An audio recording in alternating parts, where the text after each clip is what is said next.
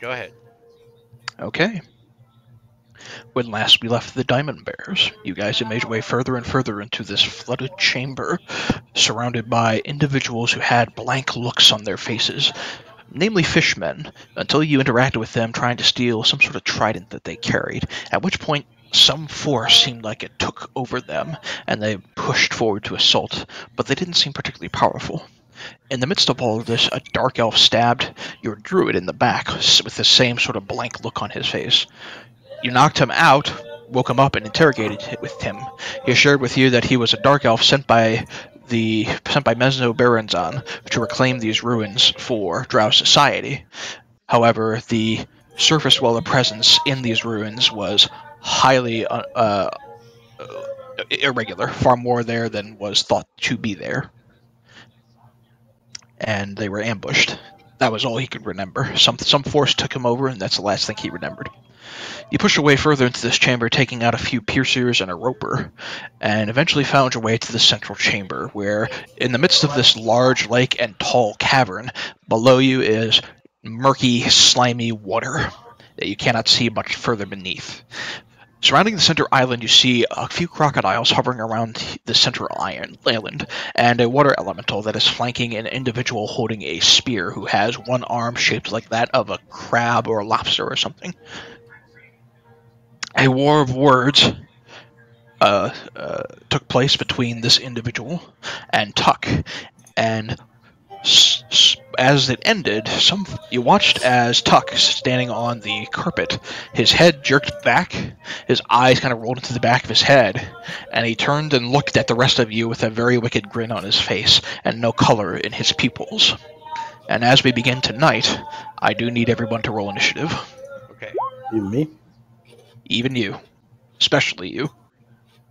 You sure? Yes. Positive. Fully. Okay. I do not see that. If you don't want to do the rolls, I can do the rolls for you. Okay, my initiative is there. Mine is there. It fucking sucks. My initiative rolls have been shit lately. I'm not complaining, Dick. Hold on, I'm doing my character just for a second. I click on myself. I couldn't actually click on my token. Oops. I'm getting that initiative fucking trait next time. That's what I'm doing. He rolled an 18. Now Oh, he was added. Okay. I'm about to go now. All right. So I'm counting 1, 2, 3, 4, 5, 6, 7. All right. I think we're good to go. Do you show me right. on the turn counter? I show you as a giant eagle. That's probably why I can't. Oh, there I am. Okay. So actually, All right. 22, not at 11. Right. All right. So Kent, you're actually up first. I know, thank God. Okay, so I'm going to do two things. I'm going to use my bonus action first, and then I'm going to use my action. And my bonus action is I'm going to cast Misty Step to here in midair. Okay. We're 40 Just a feet second. up. Okay. Just a second. Pant, do you mind just muting yourself for a little bit because a lot of music is coming through? Sorry. Thank you. Sorry about that. All right. Go ahead, Ken. Okay, so I'm going to Misty Step to here. It's where any place I can see. And then that's the bonus action. And then I am going to activate the balloon, which I have had on since, last round or whatever? And you've put it on before the encounter started. Correct. And I am going to levitate up. Well, it only works where I'm at, and then I would have to levitate upward. Right. Okay, so I'm going to move to there. Wait, hold on. God damn it, I had the measurement up, and I fucked it up. 30 feet. All right, right above Krau's Eagle guy. And I should be floating. Okay. Okay. I am not on the carpet. All right, you bamf. You see the wizard bamf off of the carpet. In a mist of smoke, he appears, he pulls a chute, and you see a bunch of balloons fly out of the backpack on his back. He is now floating and slowly rising up to the ceiling, which is covered in these purple crystals. I'm not going all the way up, by the way. God damn it. Yeah. In the Munich Well, Circus, no. All right. So that would be me for my turn because I can't really do anything else at the moment. All right. All right. So, first off,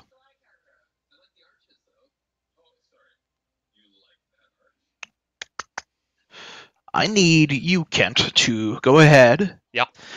and make Yeah. an intelligence saving throw. Intelligence saving throw. Mm-hmm. Okay. That's a failure waiting to happen there. Oh, hey, mind controlled asshole, shut the fuck up. Intelligence I'm not advantage you, I'm mind controlled. saving throw. Oh shit. Well, I guess it's We'll 10. count to 10.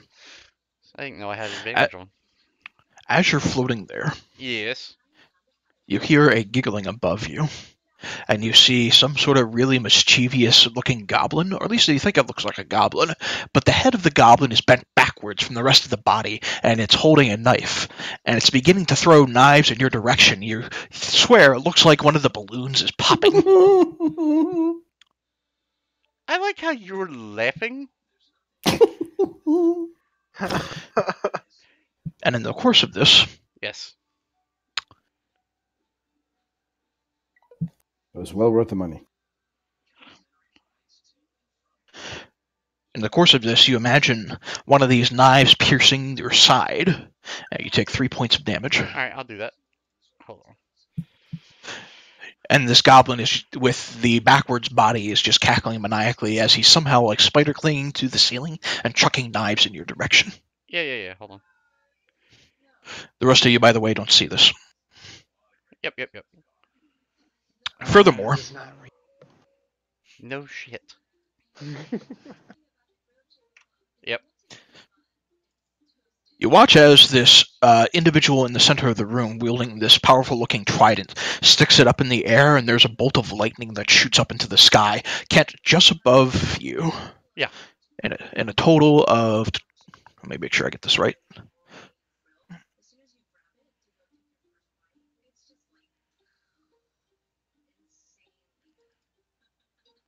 $15 damage. Not yet. 60-foot radius. 60-foot radius. Wow. Centered on him. It's Oh. actually not out of your range. But just off to the side and just above you, you see a 10-foot tall storm cloud that is beginning to coalesce in the top of the cavern here, and it's swirling about furiously. Okay. Gathered And that's that the was lair actions. Okay, gotcha. Don't forget I rolled a 22, not an 11. Yeah, it's Carl's turn. Oh, did you? Okay, I'm sorry. In that That's okay. case, yes, you would have gone before the lair actions then. So go ahead. Fine. It doesn't change what I was going to do anyway. So with my 80 feet movement, Mm-hmm. because you said I didn't see what happened to Kent, right? Even though I was Right. close. Okay. You don't see any goblin. Okay. But I'm going. I will say this, however. Go As ahead. you're peering around as to what's going on, those of you on the carpet who are kind of looking off at Tegan or glancing off at Tegan for a minute may see his eagle eyes begin to glow gold. Tegan, as you're looking around, you see centered on Tuck is some sort of dark energy. You can't quite place the nature of it, but next to this dark aura that seems to be surrounding Tuck, you see the golden white outline of an elvish soul, far older than Tuck's body would seem to insinuate, and it looks like it's being yanked out of him as he's trying to claw his way back in. Okay, I have no idea what to do with that, but interesting.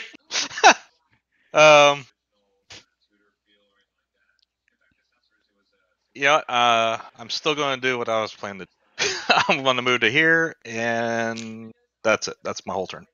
All right. In that case, he watches this fellow.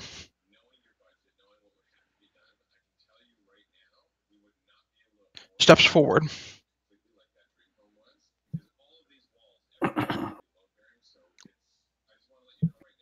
5, 10, 15, 20, 25, 30. Over to here. And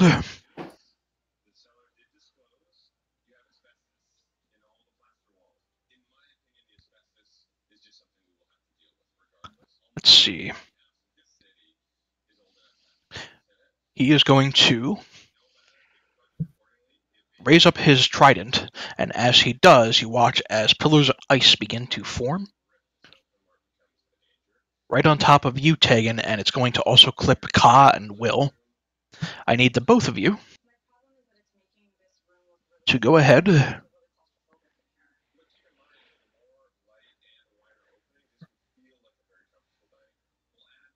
Make sure I get the right thing here. This is Ice Storm. Okay. I need you to make dexterity saving throws.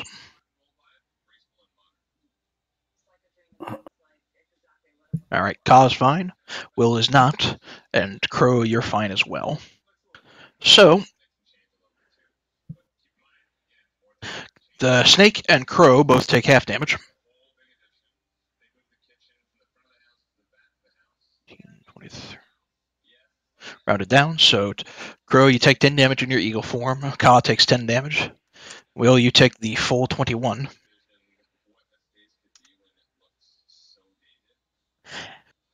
And as they plummet into you and kind of injure you, the water below you begins to get just a little bit frozen. This water elemental is going to surge forward to here, and it is turn. Dr. Connors, it's your turn. Is my movement speed flowed in that area of effect? No, because it's landed technically on the water. Cool. We're gonna move this carpet.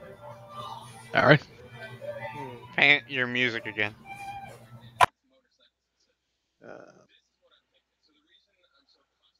30 feet, eh?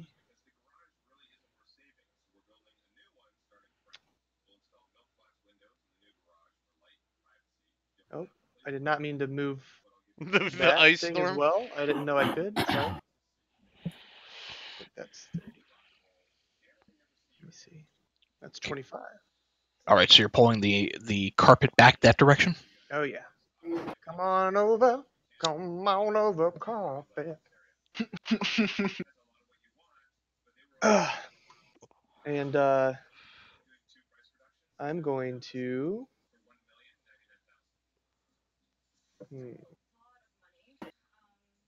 Bring over the deranged, mind-controlled maniac too while you're at it. yeah. Oh, he's with us for sure. I'm gonna try and shoot him with my bow using a charge. All right. I didn't. Yeah. Okay. That's Hunter's Mark. Okay. Yep. That's why I thought I hit the wrong one. There we go. Which I did. There's Bow of the Wilds. Plop, plop, plop into the waterfall. But it looked really cool. Am I right? In fact, while I'm thinking about this. Oh, crit fails. Nope. Nope, I didn't mean to do that. There you go. Okay, that doesn't hit, so it's a moot point. All right, and then Ka's going to bite into Tuck. Yeah. All right, he snakes around Will's feet. We'll count to 28. He doesn't get advantage on the attack, and he will bite into Tuck. And as that happens, Tuck, I need you to go ahead and make a wisdom saving throw.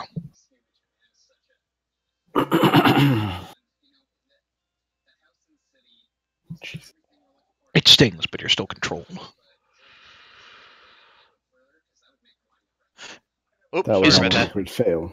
Did not mean to click on that. All right.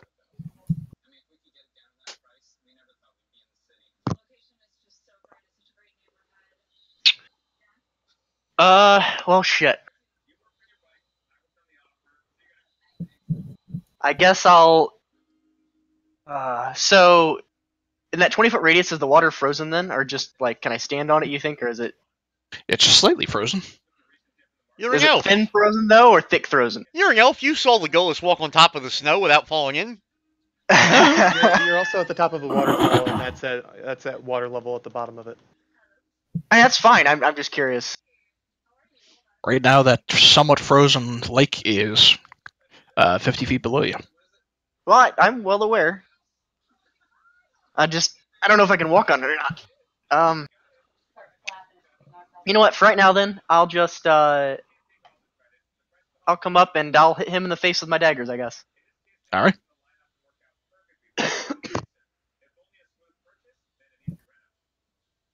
That'll hit. Which also means I get sneak attack. Holy fuck! Yep. And then I forget how you do offhands. First character we use offhands with. Just roll the dagger again, and we're gonna subtract what's your dex modifier? +4. +5. +5. Okay. We'll remove the 5 from it, so that's 6. We'll just do 1 point of damage. All right. You run in with your adamantine daggers, and you slice hard into him both times. Tuck, I need you to make 2 more wisdom saving throws. Okay. The color returns back to your eyes, and you are back in control of your facets. Awesome. Sorry, mate. Had to do it.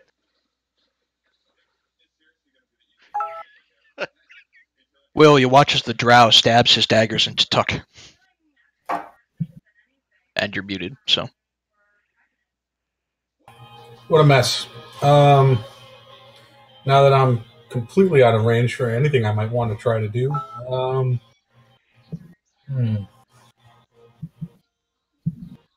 sure flying into that room would be such a great idea. Making one the sole target is never a great idea, especially for someone as squishy as well. So give me a moment.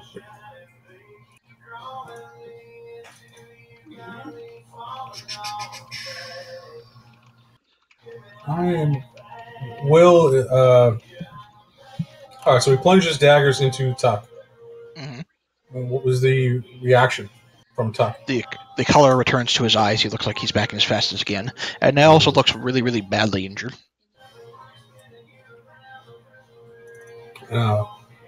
Whip out the lute. And I'm going to... Yeah, not the lute. The instrument of the bards. I'm sorry, the mandolin. Right. Yep. And I'm going to cast Cure Wounds on him. Okay. And that's at 3rd level. I think I got it built into my sheet. Hold on. Yes, I do. All right. 15 hit points back to Tuck. I'll add that in. And then as a... no, I don't think I have a bonus action here. You can bardically inspire someone.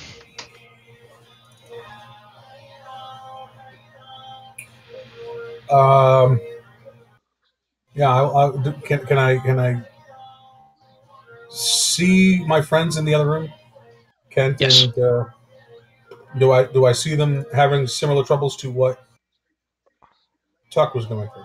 You can't quite see where Kent is. You know he poofed off and activated his balloon pack. And as far as you can tell, Tegan just got hit by Ice Storm. You don't know that he's having similar problems or anything of the sort. I'm going to... I'll throw a Bardic Inspire out at Tegan. See if he can use that to regain his equilibrium. Sending some musical accompaniment for all that high flying. So, and so on. And I'm not moving, obviously, so that's it. All right. So Tegan, you had a Bardic Die inspired, Bardic Inspiration in their back pocket for an extra D10. Tuck, you're up. Okay.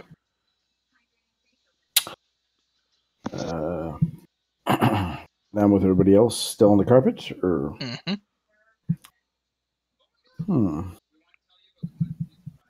the ice is frozen everywhere, or just where the big blue circle is in the middle? Right where the big blue circle is in the middle there, it looks like some of the water down at the bottom is kind of frozen. A small blue circle, I should clarify. The big blue circle, there's a lightning cloud that's kind of hovering in the middle of this chamber.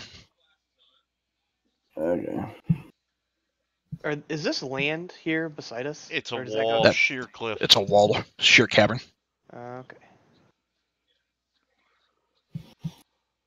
I'm gonna tell the boys I'm back. Do we want to get closer here, or are we just going to kind of stay out of range? I was up to you.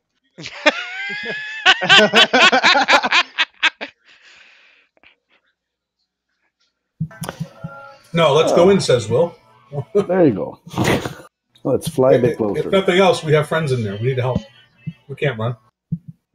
They jumped off of their own accord, says Dr. Connors.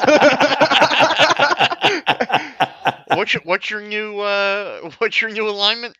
Oh, so I've been playing lawful good. Turns out I'm an idiot. I'm not good at all. I'm neutral. So I will neutrally leave you to die.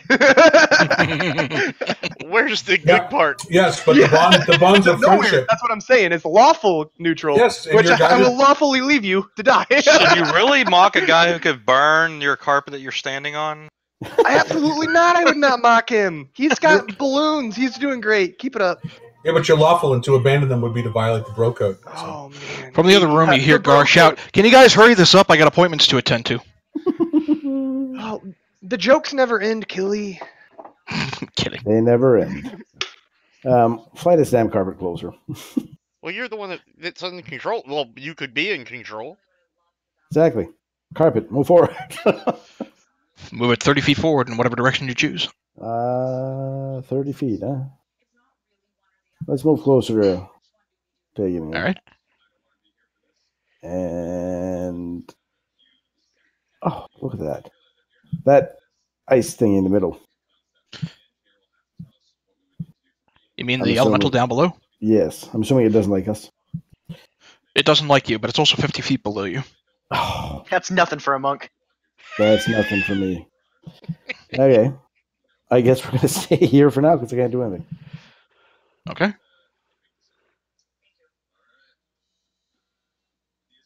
Kaz up next. Are we? Hold on. I walked downstairs. We're still on the carpet, right? Yep. Yeah. I'm just gonna hold my attack in case someone gets in range. Okay. Yeah, In that's that it. case. All right. Uh, Can Tom move the carpet? Isn't that elemental in range? Is No. The elemental is 50 feet below you. Oh. Well, for a Ask fucking... if your snake can move your carpet. Yeah. Well, snakes can bite carpets and tell it to move. I'm just saying. In what It's language? a very, very smart snake. And the carpet's For a like very, the one very from smart Aladdin. Yeah. Hey, If a Hey, blue can fly the carpet, so can Ka. hey, Dr. Connors. So I need you to make a wisdom saving throw for me. I'll stab you too. Don't think I won't. you're picking a fight you can't win here, friend. I wish you would. Wisdom saving throw. 10. Okay. Oh. That's not good. Okay, Crocodile's turn. That's exactly what he was gonna say. The Crocs Okay, turn's over. are going to shift just a little bit.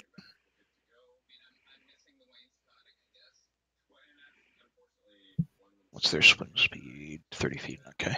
This one's just going to dash. And they're all just going to kind of move in and circle around each other for a little bit, waiting to see what happens. So, Kelly, my observation is the Crocs are not impeded in that murky water at all in their movement speed. The only reason you can see them is because they're at the very top of the water, and you can see their outlines as they kind of are up for air, keeping an eye on you. Okay, but it doesn't look like they were being held up by the water. Nah. Okay. The Crocs are moving like Crocs should be moving. Okay. That's why I make sure I can deserve that. Alrighty. Kent, you're still imagining this backwards facing goblin throwing daggers down at you. Yeah, I get it. Quick question. Mhm. So, are these crocs being jaws like under the water, or do I see their backs? You see their backs. If they get hit in their backs, do they take full damage? Oh, yeah. Okay. Because that's not what I'm going to do. I'm going to point my wand of wonder at the big motherfucker bad guy, the guy with the Mhm. trident, and I'm going to see what I roll. Alright. And I'm You going. now have blue skin. But I already have blue skin. Well, now. All right. D100 coming up. D100. Row 44. You cast Lightning Bolt. Okay. So I need you. As you fire the Wand of Wonder, it goes in a straight 100-foot line, which is. You know what? This will be better for this. Do I have lines in here? I thought I did. Yeah, wall. That's it. I guess I'm probably still about 50 feet up as well, or 40 feet up, or 50. Well, yeah, 50. Yep. Okay. So.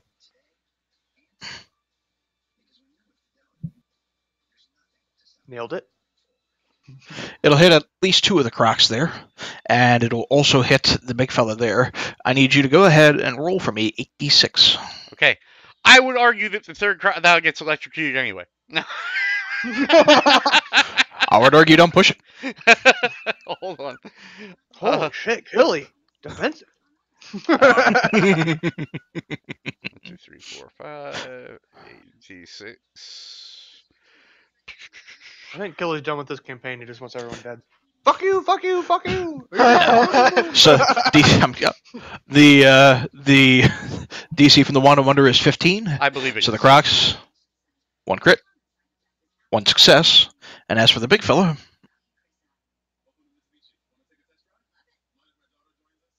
he's going to use one of his legendary resistances to succeed. So they all take 15 points of damage. You watch as 2 of the crocs are very badly sizzled. Okay. And the big individual with the trident dodges out of the way of the worst part of it, but is still pretty badly hurt on his lobster claw. He looks up in your direction with an angry gaze. They always look at me with an angry gaze. All right. All right. Let me just subtract that charge from the wands. Well, when you're too far away to get hit, they don't really have any other option. How dare you? 6 of 7 charges left. Okay. All right. Do I roll again at all for the intelligence save or no? Let me look.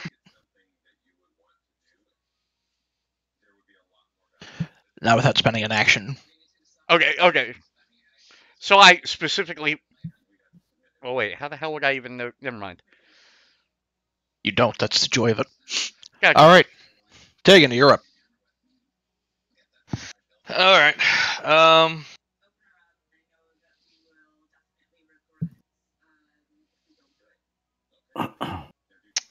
All right. This is what I am going. Just because at this point, ideas.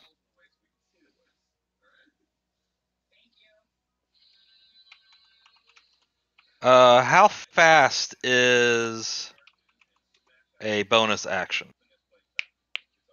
Usually instant. Huh? Generally considered instant. If you want to go into specific seconds, we'll say somewhere around the vicinity of 2 seconds. Okay. And if I'm 55 feet in the air and I switch out of eagle form, how fast do I fall 55 feet? You would fall over the course of your entire turn. Okay. If there's something cool you want to do as part of your following, you'll have to tell me what it is you want to do, and I'll tell you whether or not you can do it.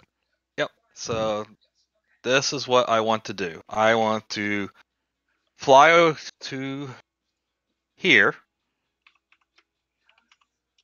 Uh-huh. And then I'm going to undo my eagle form, and then I'm going to use hidden pass to bamf down to the ground. With my you can do bonus that. action. Okay. You can absolutely do it. All right. Well, let me think about this. To drop your polymorph, let's take a look at that, actually. To back.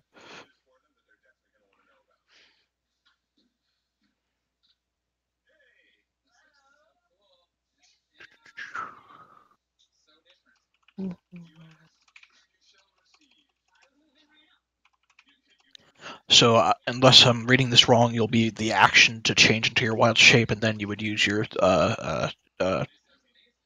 hidden paths to do the bonus action. So, yeah, you could do that, but you wouldn't be able to attack. I thought you then revert to your normal form unless you expend another use of this feature. Revert to your normal form from earlier by using. Oh, I have to use a bonus action for that. Oh. Yeah. Okay. Oh, you do use a bonus action to revert to your normal Yeah, form. yeah. Okay. Yeah. Okay. In that case, all right. if you do that, you're just gonna go right Yep. in the water. Okay. Well, what's your movement? My movement's 80 feet. I can get over there. Just take the falling damage from being 55 feet up. Well, yeah, but how far is it to there, and then you can fly downward as movement? Right, but it's 80 feet to there. Oh, okay. So I could be like right on top of him, which is not what I was attempting to do. Okay, gotcha. Right. Okay. Uh. Dang it. Kind of changes how I wanted to do this.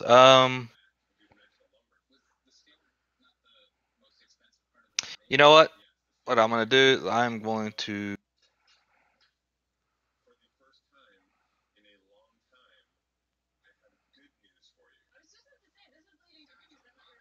I'm just gonna fly it over here.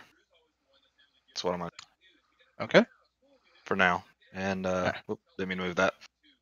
That's gonna be hard because now the eagle's underneath that thing. No, it's Anyway.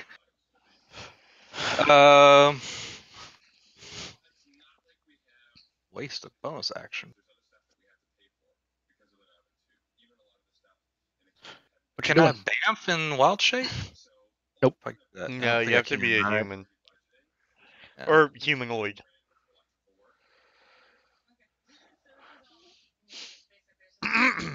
Okay. Yeah, I'm gonna hold my action then. I don't know. Okay.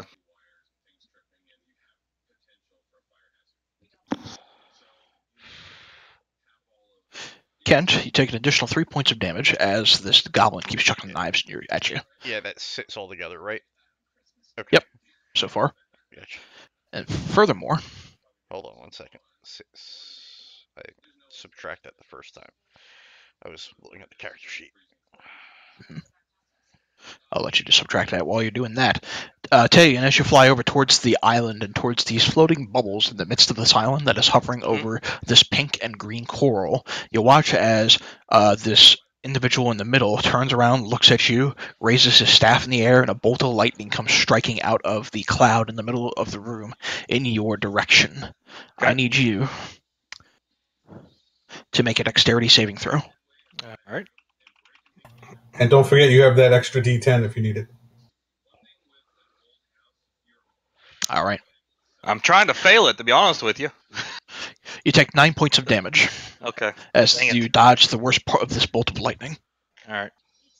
I was hoping that would knock me out of form. Not quite. Yeah. All right. All right. That being said, it is his turn next. And since he's in the midst of controlling this, he is going to go ahead and do another call of lightning in your direction. So I need you to go ahead and make another dexterity saving throw.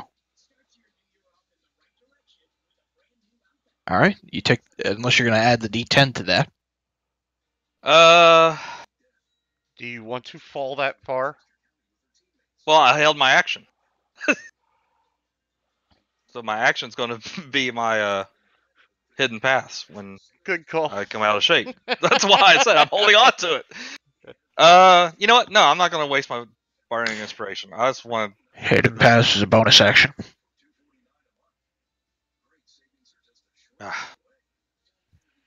Oh, So- fine. Call lightning will strike. Are you going to use that D10 or not? Yeah, why not? Still gonna knock me out of it, so it doesn't really matter. It is going to knock you out of it, so. Okay. 8-6. His DC is probably going to be higher than that. Casting DC 16. So, yeah, you fail the save all the same. So you take the full 16 points of damage, All right. including 8 to your normal form, and you fall 50 feet straight onto this island, taking an additional 20 points of damage as you fall prone on the island. Yep. My back. Well, since I held my action, I can't hold my bonus action. Can I use my action now? Yeah. Excellent. You're prone on the island, though, so. Not necessarily a problem. You don't have to be standing to cast a spell. Casting that level 5, and I want my 16 Panthers. Damn it!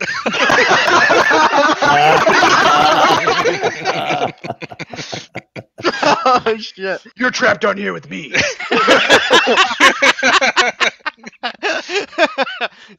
Knock my ass prone, will you? He's just laying on his back, just throws his arms in the air. 7, 8, 9, You don't get it. 10, I'm not trapped in here with you. 13, You're trapped in here with my Panthers. 15, 16. Drag him where you want, hotshot. All right. And roll initiative. Yep, I will. Knock me on the ground, will you? I'll teach him.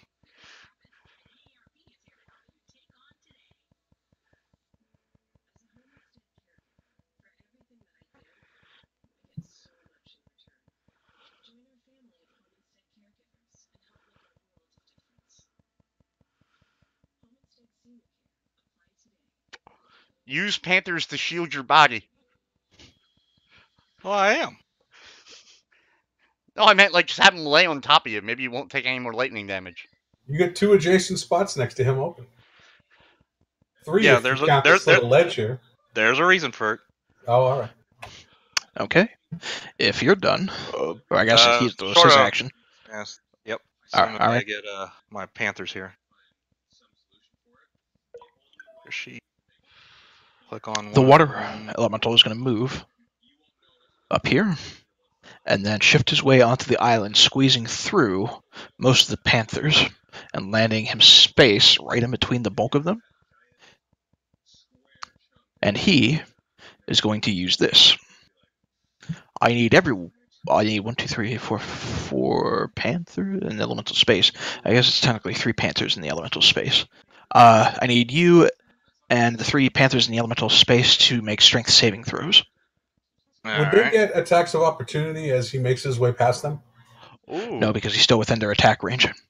Well, what about the ones? Well, He well, can't all cut these- through any. Okay. He shifted his way up here, and then he went straight down. Good So call. he's Oh, okay.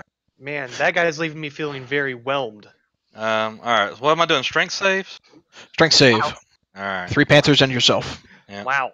Should have had my bardic inspiration for that one, but That's for you, Um, then, yeah.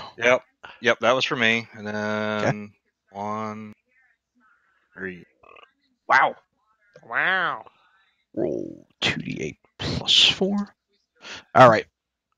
So you take 7 points of damage, And and I also need to make a Constitution saving throw for your I- Panthers. I knew that was coming. It's Goodbye, Panthers. super weird how that guy immediately knew how to attack the prone person casting the spell and holding the Panthers there. That's super weird. It's almost like somebody's controlling him who knows what they're doing. Yeah, strange. Very strange. And you are grappled within the elemental and are unable to breathe unless you can breathe water, which you cannot. Okay.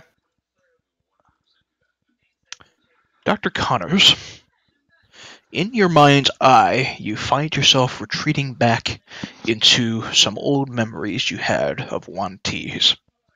Namely, that within Wanti society, there is little emotion. The Wanti are very emotionless creatures. They kill without hesitation, they slay without mercy, and it's all business.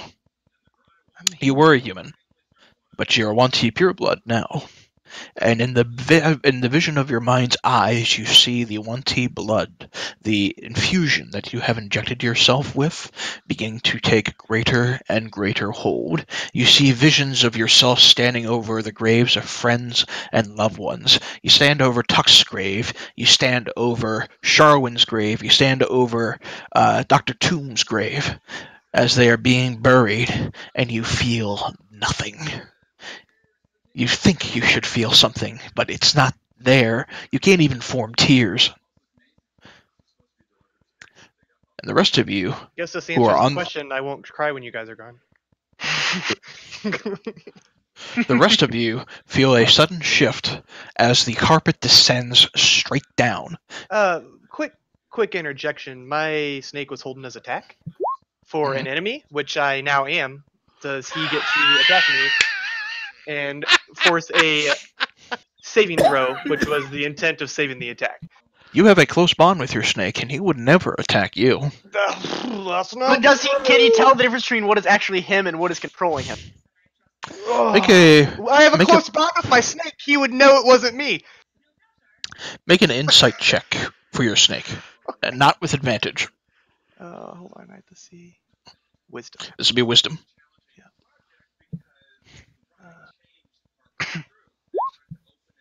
Your snake would recognize that something's wrong. Oh, doesn't hit. Fuck me. All of you listen as the snake turns around to go and bite Dr. Connors, and as you kind of recognize what's going on, the carpet descends straight down to where you are now 20 feet above the water. The snake turns its head toward the rest of the guys and goes. "Sss, sss, sss."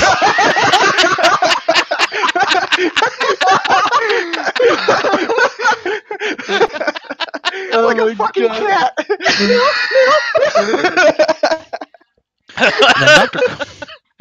And then Dr. Connors will fire his bow at Tuck. In fact, before you do that, you'll put Hunter's Mark on Tuck, and then you'll fire your bow at him. Never left him. But I thought Tuck was dead. Wasn't he just standing over his grave? In his mind's eye. Tegan, you see the same thing that was happening to Tuck earlier. Looks like it's happening to Dr. Connors. Okay, so I got some spirit ripping away his soul, and he's trying to get Some back in. essence is ripping away his consciousness or something. All right.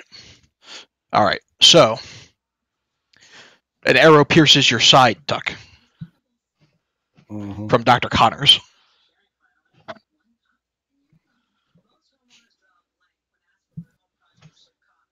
And unfortunately, your snake knows that you're not who you're supposed to be, so it doesn't get all the benefits from there. You're up. All right, question. Mhm. So I'm guessing this ice is thin. Since we're closer to it, I'm going to try this. Would I be able to run across it? Forgive me, because it passed the individual in the center's turn. That ice is now gone. Damn. Okay. My bad. So my other question then is this carpet able to take anyone's commands? Well, it doesn't really know you. It doesn't know you. You're not attuned to it as the rest of the Okay, party that's what I is. was asking. Is it attuned or is it? Can I just be like, move that way? It's attuned to the party. Okay, that's what I was making sure. Okay. You would have to know the command word. You don't. Okay, that's what I was making sure. How do I want to do?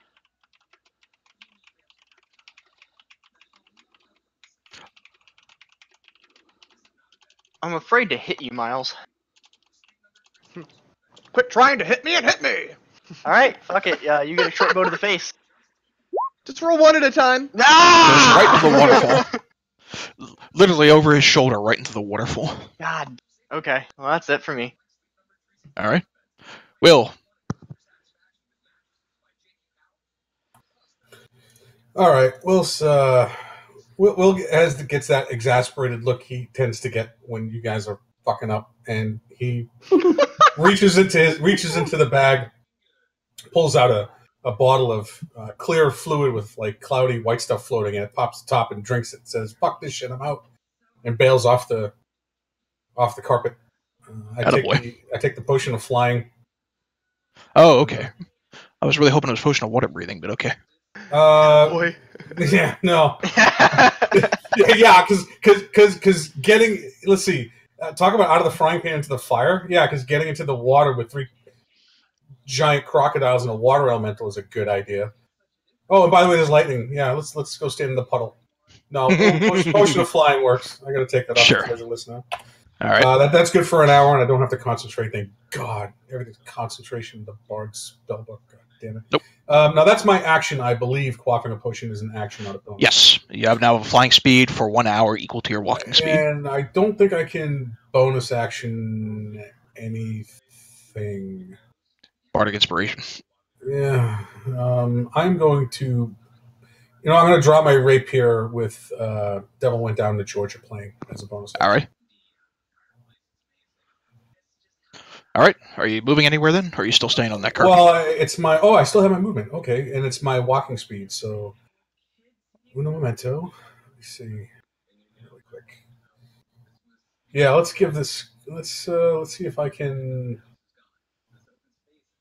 give my druidic friend some help over there. No, I can't dash. Okay. So 30 feet. These guys, crocs from the water, yes? No, they're flying. And I'm shut up. Shut up! I'm 20 feet above the water, I think you said. Mm-hmm. I don't know what the hypotenuse is, but I want to gain some altitude. So I'm going to go, let's say I can go half my distance at a 45-degree angle up. So I'll climb to 35. 30 feet is 30 feet, whether it's at an angle or up or down. So Oh, really? Oh, Buena Vista. All right, so 1, 2, 3. 3 squared plus 4 squared is 5. 5. Pythagorean theorem. If that's what you're trying to do. I'm flying to there. okay. And I'll be let's call it, I don't know, 50 feet. That's fair. All right. 50 feet high. All right. And I'm done. All right. Tuck, you're up.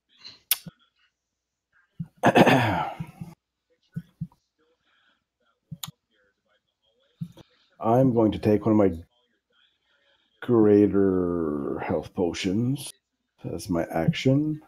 44 plus 4. 4d4 plus 4, you said? Yes, not actually 44. That would be No, no. ridiculous. I was like, wait a minute. Did I hear that correctly? 4 d4s plus 4. Go back to the judges for that. Uh-huh. 4 d4. 15. All right. Okay. Just get 15 hit points back. Plus And 4. Yeah, 11 plus 4, 15. 15. And I want to measure.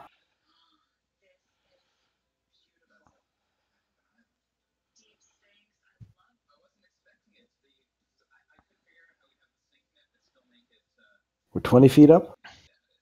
Yep. 30 feet movement? You'd be jumping into the water. Carpet. Oh, well, yeah, you can move it. He's like, I ain't afraid of no fucking crocodiles. They're 20 feet below us. Yep. Bitch, it's going to hurt. Nostalgic music in the background right now. I can't tell. I only want to move it 20 feet this way. So carpet, move bitch. All right. The carpet moves. I assume you're still 20 feet above the water. Yes. Okay. Can I hit it with my range from here? Oh, yeah. Yeah, okay. I will throw my staff at him twice. All right. The staff goes and whacks this crocodile. You watch as bubbles begin to form around it, and it just begins to sink into the water below. Huh. I was going to say, does that mean it's dead, or does that mean it's waiting? You killed the crocodile. He might be playing dead. No, okay. I am done for now. Okay. It is Kaz's turn next. He will try to attack Dr. Connors. Yes. He will cry one single tear and end his turn. He's having you watch as Kaz trying to shake Dr. Connors out of this malaise, and he's having a really hard time of it. Now, I need you to make a wisdom saving throw with disadvantage because you're exhausted. Of course.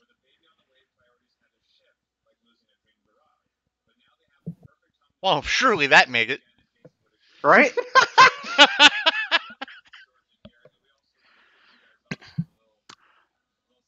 The remaining crocodiles Surely are going to go right under Kent and wait. Kent, you're up. Kent's banishing the water elemental. Like that spell? Yep.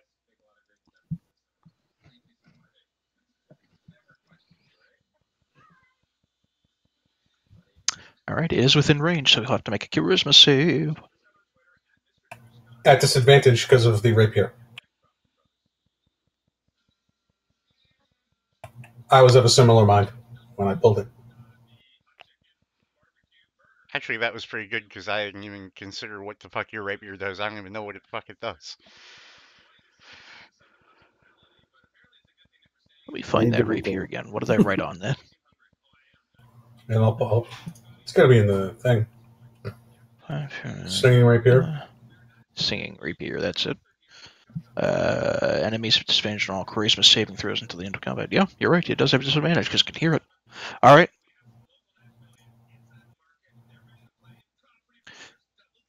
Nope, son of a gun.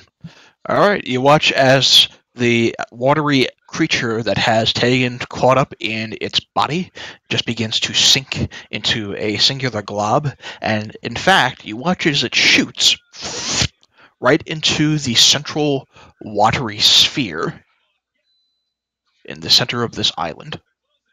Interesting. So that's an actual ball of water, like the red thing in Alias. It's not like a crystal globe that contains water. It looks like it's like a floating ball of water, and you can see some watery shapes and figures in the midst of it, as if it's like almost like looking into a snow globe, but all you see, but you can't quite make out what's on the inside of it.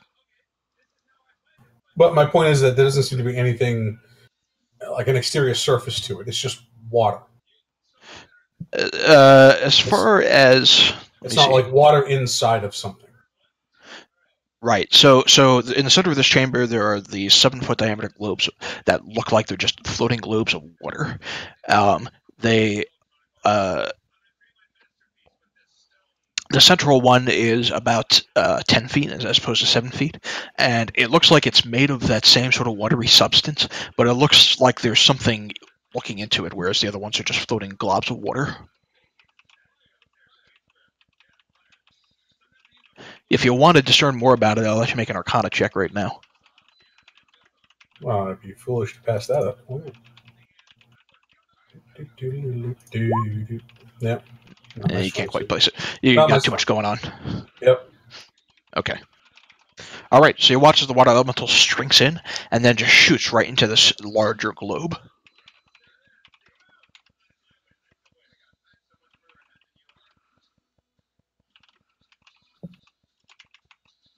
All right.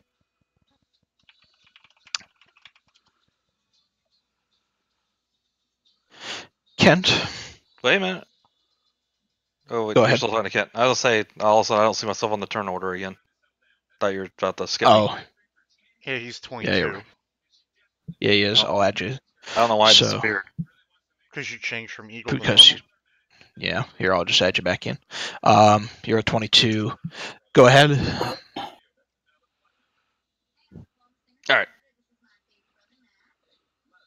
So, this is what I want to do. I'll use half my movement speed to stand up to get rid of that stupid prone position. You weren't prone. Because Oh, I you thought got I sucked up was. in the water elemental. You got sucked up into the water elemental, so you weren't technically Oh. prone, and then as soon as it was banished, you were fine. Oh, I thought I was prone because I fell. When the water elemental attacked you, it stood you up. Yep. Oh, okay. All right. I didn't realize it could do that. All right. Well, either way, doesn't really matter. First I'm gonna use my Balm of Summer Court to heal myself. All right. Actually, never mind. Apparently, I've already burned all those. Forget that idea. That idea is a bad idea. Were you missing health? Because your eagle shouldn't have taken away from your max health. Oh, I've been getting blasted the whole time. He Oh, got okay. hit by a lightning bolt, call lightning, and he got hit by the water elemental with whelm. And yeah. So what I will do instead. Quick question. If I cast a spell as a bonus action, can I use a wand as an action? Yeah. Okay. Wand is counted as using an item, so yes. Okay, perfect. All right, then I'm gonna cast Healing Spirit on me. Mm-hmm. Do that. Changes that. So roll my 1d6 real quick. Yeah, that helped a whole ton. Well, you got. It says 5. Oh, 5. I forget it actually cast it. Yeah. So you don't need to Yep. roll the d6. Yep, never mind. Okay. 5 hit points for yourself. Yep. Okay, and then I am going to cast Witch Bolt on our friend over here. Okay.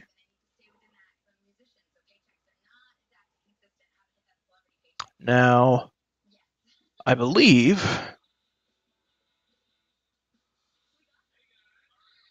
before you decide to do that, Witch Bolt is a concentration spell, as I believe is Healing Spirit. You're using it from Oh, a you're wand? casting. Oh, he's using it from the wand, so it doesn't count Yep. as concentration. Okay. Yep. Yep, you're right. All right. Unfortunately, 12 doesn't hit. That was worth a shot. You watch as the electric energy comes through, but it looks like he hears it. He's already focused on you at this point because now you're too close to the center island. He swishes out of the way. You watch as this kilt made out of coral or seaweed or something just begins to shift with him and masterfully, and it just moves right past him and it sinks into the water. Okay. Okay.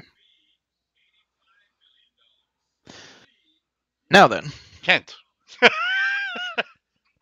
you already cast Wand of Wonder. Yes, I You did. do take the d6 from the goblin that you see throwing knives back at you. Another d6? Yep, straight 6 damage. All I right. rolled it early. Oh, let me subtract that. Okay. Okay. And then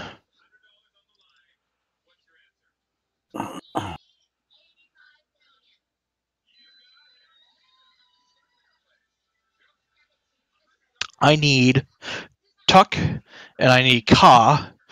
Ka can do this with advantage to make strength saving throws as shooting out of the water underneath of you are 2 watery tendrils that wrap around your feet and attempt to pull you down. Ka snakes his way out of it. Miko, no! Tuck, you feel a pull at your leg. You see this watery tendril. You're like, I don't got time for this shit. You just kick, and the water dissipates around you. That's right, bitches. For his action, you watch as Gar once again shoots his staff up into the sky, recentering the storm cloud.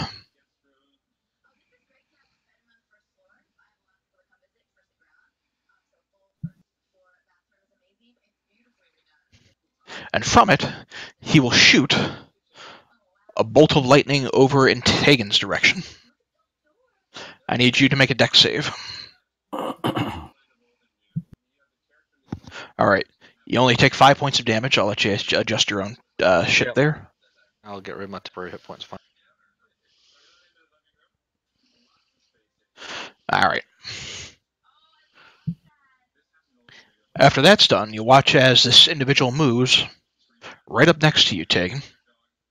And taking his trident, he is going to stab at you with it once, and then he's going to attempt to grab you with his claw. He misses with the trident. As he follows through with the claw, you manage to... they're not quite able to dodge out of the way of it, as this large lobstery claw grabs around your torso. And you are grappled. Okay. Lobster craw. Kent, you watch as a watery globe shoots out from that central watery orb, and the elemental's back. Right, now I kind of figured it was coming. Does that have to re-roll initiative? It's a new water elemental? Or... It spent its action just coming right back for the sake of this ease. Okay, that's fine. That's all it does, is it comes back. Can it come back against a banishment? Yes, because its Because portal is right there. We had this happen before. All right. But you're it was not banishing it very far. That's the problem. well. That central orb, as Kent has deduced, is a portal to the realm of water. When you banished it, all you did was banish it 5 feet into another plane, and it just came right back out as part of its action. The only difference is basically it. Here's the deal: it got off of Tegan, and it had to travel back, so it basically kills its turn. Mm-hmm.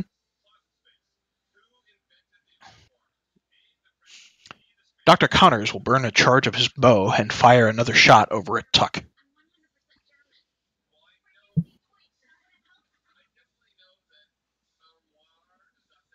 Fail. You dodge out of the way, and the spiritual energy just sees off into the distance. Isn't will stab both of his daggers into the snake. Woo. First, he's going to move here so that you get sneak attack.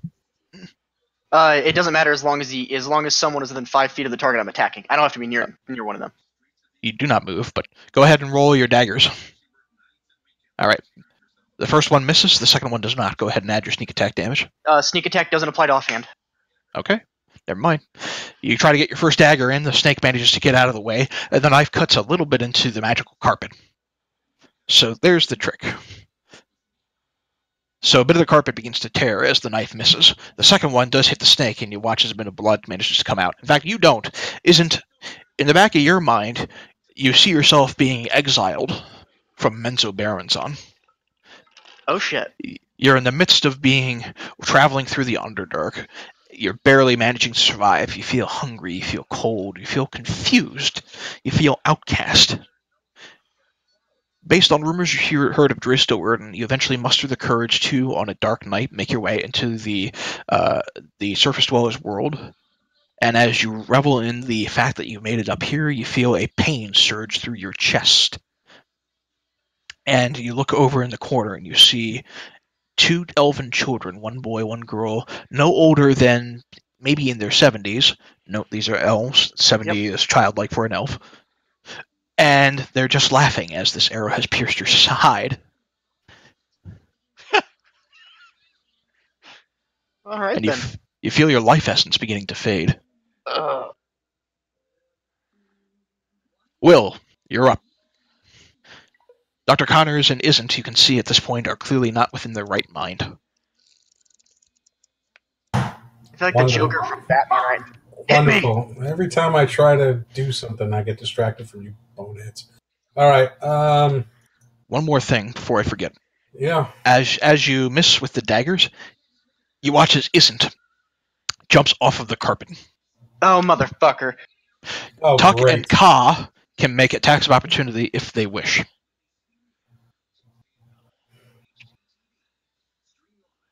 Tuck misses. Yeah. That also misses. Okay. That also misses. You watch as Isn't just jumps right into the water. All right, go ahead, Will. I don't want to. No, all right. Oh, shit. All right, give me 1 second. I got to look something up real quick. Saving you guys is becoming a full-time job.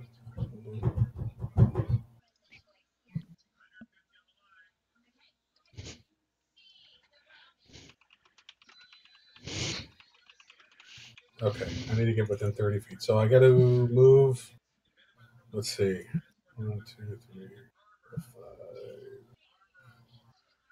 5. No, I don't need to move that much. 1, 2, 3, 4, 5, 6. So I only need to move here, say. And Will starts playing a counter charm on his mandolin. Look at that ability for me. Yeah, all right. I'm gonna waste my turns. This shit just gives them another save, as long as they By can that hear time, it. they have advantage on saving throws against being frightened or charmed. The creature must be able to hear you to gain this benefit. Yeah, last time you made him, you had to make him save when I used it against Dr. Khan. Right. Now, in this particular case, they have to make a save first. So they'll have advantage while you're performing that counter charm, but they'll have to be forced into a save first. All right. So I can't counter. All right. So then I'm just going to be playing until they decide to make their save. No, that's not really what I want to do. Well, I would argue that he couldn't hear you underwater, but well, I'm not underwater yet. Technically, you're on the surface level of the water. What I'm throwing out there is if you practice your counter charm and Tuck hits Dr. Connors would have advantage on the saving throw. Okay. I will do that. I will just fly to where I am, do the counter charm. As a bonus action, I will give Dr. Connor a die of Bardic Inspiration to use on the save. Which will be used immediately to hit one of you harder. Well, no, because Tuck No, goes after no. me, As- so I'm hoping he as hits. as you're the one making the save, if you want to burn it on the save, you can burn it on the save. Okay. For the record, when I'm done with you, you're going to be shitting out your teeth. So.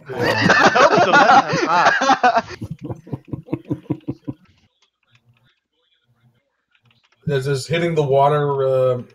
No, never mind. All right, that's it. I'm done. Okay, Tuck.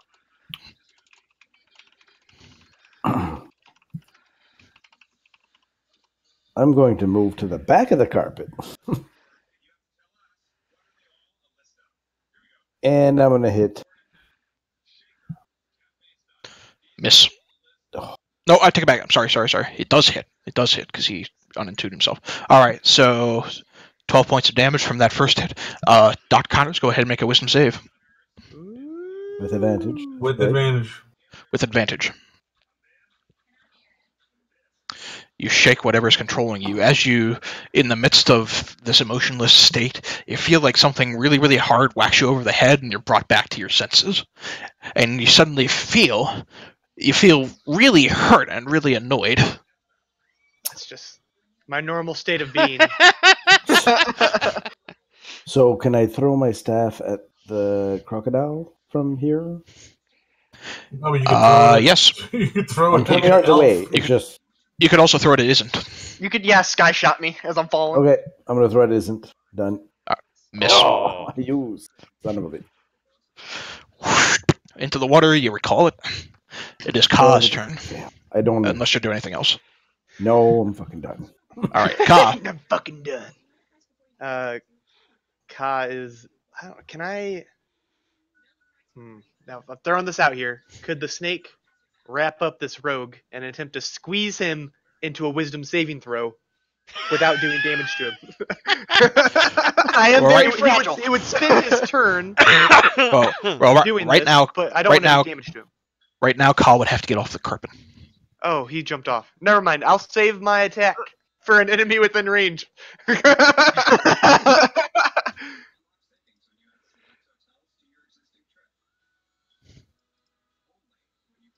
Okay. Yeah. Okay. That'll be that. The crocodiles are going to surround Isn't Who would and wait guess? at the bottom. But they're not going to attack you. Yet. Oh. Dirty crocodiles. Crocodiles are Kent. smart enough to know that you're on their side. Okay. So Ken has some fun shit planned. All right. So, let me just check. I have to check one thing real quick because I didn't think of it until right before you called my name.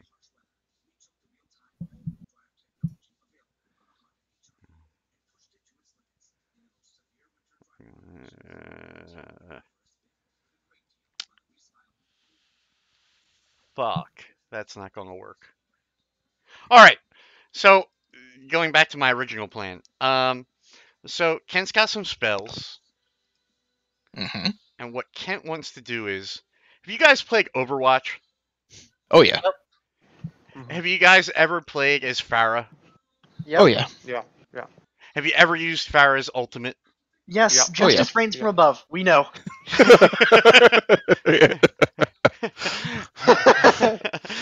Kent is going to cast Magic Missile at level 5. At who? Well, here's the thing. This is what To pick Kent's it. going to do. Kent would like to attack the 2 Gagers, Mm-hmm. our Drow friend, and the Water Elemental. Okay. Now, the problem is, I remember exactly how many magic missiles that is. I think it's 5. But I gotta double What check. magic missile is what level spell? Oh, it doesn't matter. It changes at level 5. Right. No. So No, for every what's its additional base level, level? you add 1. Oh, it's 1. Yeah, So you get You get 3 at the 6. beginning, Or an 8. plus 1 for every additional level. 4, 5, 6, 7. I count 7. Okay. But You would be correct. when I roll this, I am also going to roll it with Empowered Evocation. Okay. Now, I don't know if that adds 4 to the overall damage Or to of each one. or to each For one. for the sake of this game, it adds 4 to the overall damage. I will say, if you're going to split your missiles, you can add 4 to one of those missiles. Okay, then the one that's going to take the most will be the water elemental. Okay. So how many are you firing at each creature? Okay, one at the crocodile, one at Okay. our drow, one at the crocodile, and then the remaining, what was it, 3? 1, 2, 4. 3, another 4. 4 at the elemental. Water elemental. Mhm. Okay, so let's start with this. Go ahead and roll 4d4 plus 8 because you're adding your empowered evocation to it. Okay, hang on my dice roller. 44, come on, 44. Yeah, you think I would learn the shortcuts by now? Plus, / roll space 4d4. yeah, I know. Plus 8. Okay, so 20 points of damage happens to the water elemental. From there, go ahead and roll 1d4 plus 1 3 times. The last one will be the one that hits isn't. The first one will be the northmost crocodile. The second one will be the southmost crocodile. Okay. So the first crocodile, who is already badly injured, gets impacted by that first magic missile and it goes down. The second one gets hit but is still standing. And then isn't, you'll need to make a wisdom saving throw with advantage.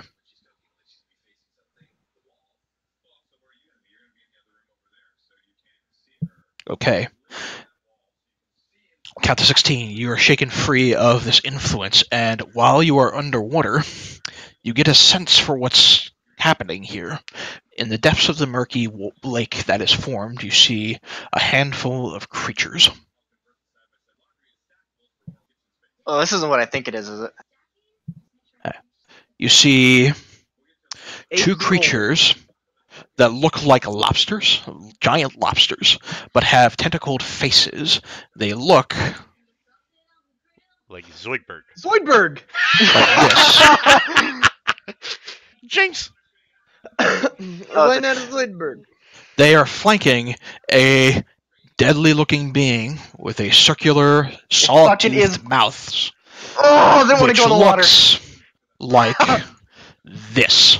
I hate you. To be I fair, knew that's what it was. I knew that's what it was. to be fair, you didn't have a choice. I knew when the moment you described the water, that's what it was. Fuck. Kent, you're done with your turn. Tegan, you're up. Unless you're doing something else and then missing. How close would you say I am to the, how far off the water am I? You said you were 60 feet above it. Okay, that's fine. I'd like to lower, if I could. That would be an Sure. action. Wait, I think it'd be an action. Never mind. I'm good where I'm at.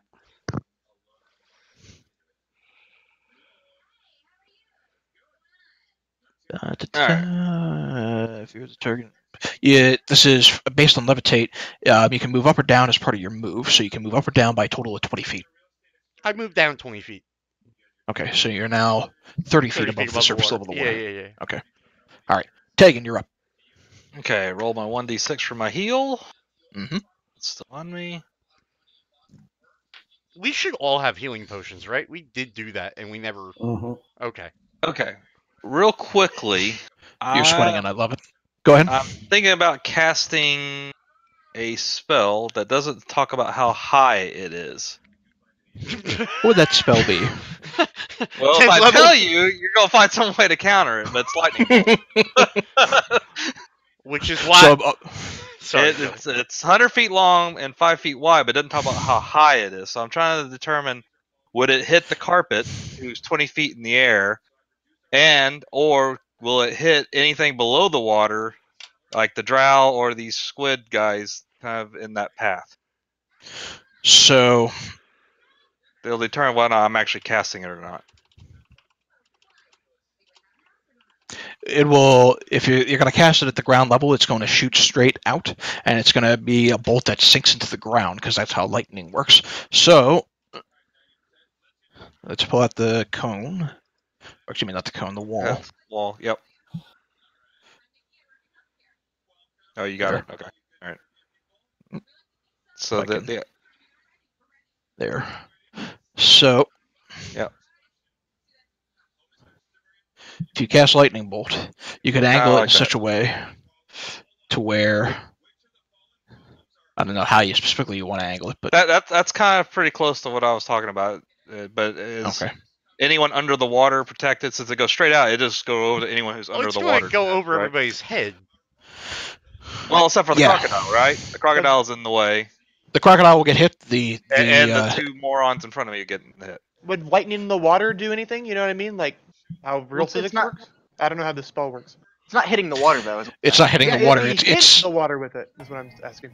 Well, Yep. I don't know how I don't know how 5th edition does it, but in 1st edition, when you cast lightning bolt on the water, it turned into an area of effect spell. Basically, it charged everything in a radius with it. That's what I'm asking. Yeah. There's nothing within the spell that specifically rectifies that or specifies that. In the case of this spell, in the way in I which think that's a handbook rule. It was it was a dungeon master's guide. Yeah, rule. yeah. I would have to look it up for the sake of this game, I'm going to say if you cast it on the water, we'll treat it like the radius of a fireball. Fuck me, I'm glad I'm not in the water. Yeah, thanks. If I cast it in the water, okay. So like if I cast it angled down into the water, it would act like fireball. That's what you're saying. It would hit the two people in front of you, then it would hit the water, and then AoE out from there. Now, the way the spell works is you're casting it from either a spell focus or your hand or something to that effect. So the angle at which it will hit will be based on your location. So if you from where you are, if you were to angle it, it's just going to hit the island. So what if because I'm kind of raised up on the island, right? I'm on like the second tier. You're Based maybe on about what? 5 feet above the water. If you Yeah. angle it down, Yep. the most it's going to do is clip the very edge of it. The water elemental is kind of blocking the way. But what if I aim it towards the crocodile at the back? Like I aim my hands towards that crocodile. I would worry more about the guy standing next to you. There's a reason I'm asking this question. I know. Just hold on. Bear with me. For the sake of this, I'm not going to let you hit anything that's under the water unless you relocate yourself. That- From where you are, you can hit the croc. Good. That's what I wanted to hear. All right. Thank you. Mhm. You can delete that line. I'm not using that spell. Yeah. Fuck that spell. That's okay. That shit was going to get counterspelled anyway. That's kind of where I was thinking. So what I'm going to do then is I'm going to cast. I'm putting lightning in the water. You can't hit anyone under the water. Okay. All right. I am going to cast this. Okay. Oh shit. And then I am going to go ahead and use Shillelagh and set Luminous and light up my sword. All right. The sword lights up in a fiery blaze, and you watch as 3 duplicates begin to form around Tegan. So, yeah. Like I said, you can get rid of that line.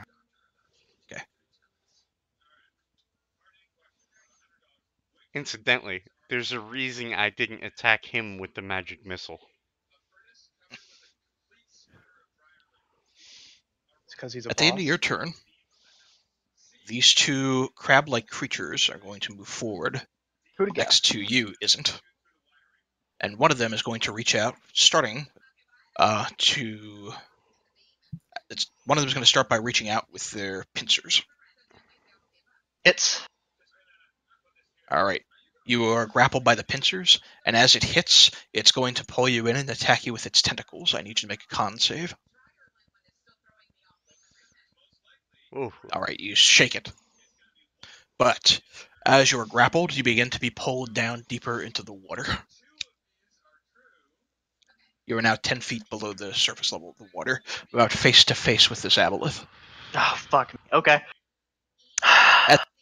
At the end of their turn, the abeloth is going to use a legendary action to make a tail attack against you. Missing. Badly. Thank you. Does it Can kill it slap one of this the thing off me? pictures? Can it miss me and hit the fucking crab in front of me? No. It just swishes against the water. You manage to duck out of the way while this creature is pulling you underwater. All of you watch, by the way, as the drow is pulled underwater. All right.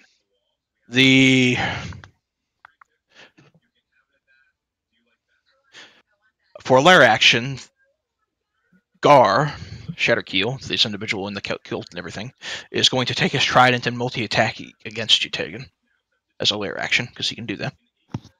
Okay. So he will first try to claw you. You have the mirror image in effect, which means I'll let you be the one to roll the d20. All right. So 13's not going to hit you anyway. 20 That is will, so go correct. ahead and roll a d20.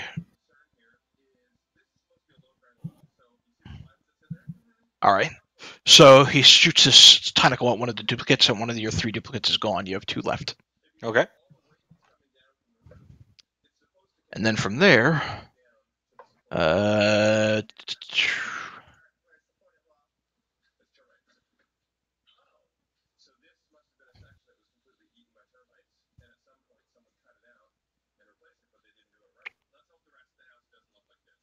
need Isn't to make a wisdom saving throw. All right, here we go again. Is that You're not mind control. Oh, Instead, the murky water within this lake begins to press hard against you, and as it does, you're racked with images within your mind, and you kind of rear back as you're grappled by this monster creature, and you take 2d6 psychic, shit. 11 points of psychic damage. Righty then. Taking his multi attack again. Gar is going to attempt to attack you again, Tegan. The claw is going to miss, as will Drown. The mirror images are doing their job, and he's not able to even connect with them. The elemental is going to take this opportunity to swish around on top of you. I need to see if he gets well back. He does not. He's just going to slam against you twice. Okay.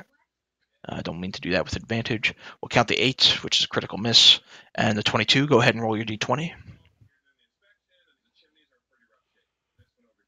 Okay, this one's going to hit you. So you take 10 points of bludgeoning damage, Okay. as one of the slams of this water elemental does manage to connect. Dr. Connors, you're up. Oops, sorry, I was muted. You don't see your drow. You saw him dragged under the water. My You don't drow. see anything under. All right, sure. You I mean, whatever you want to call it. you watch as I swirl my hands and say a few very barbaric sounding chants, and suddenly a large creature is summoned in the water below me, next to this whatever that faceless bullshit is. Abeloths.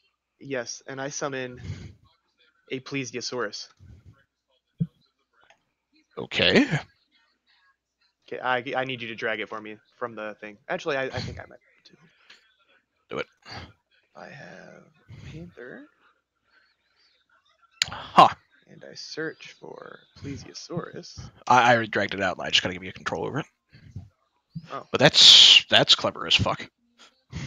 Plesiosaurus. An educated man you watch as an educated man summons a creature out of history that none of you have ever seen before. It's a dinosaur. Do I have control now? You should. Okay, cool. And I need to roll for it. Oops, shoot. How'd I do? 20? Oh, shit. Cool.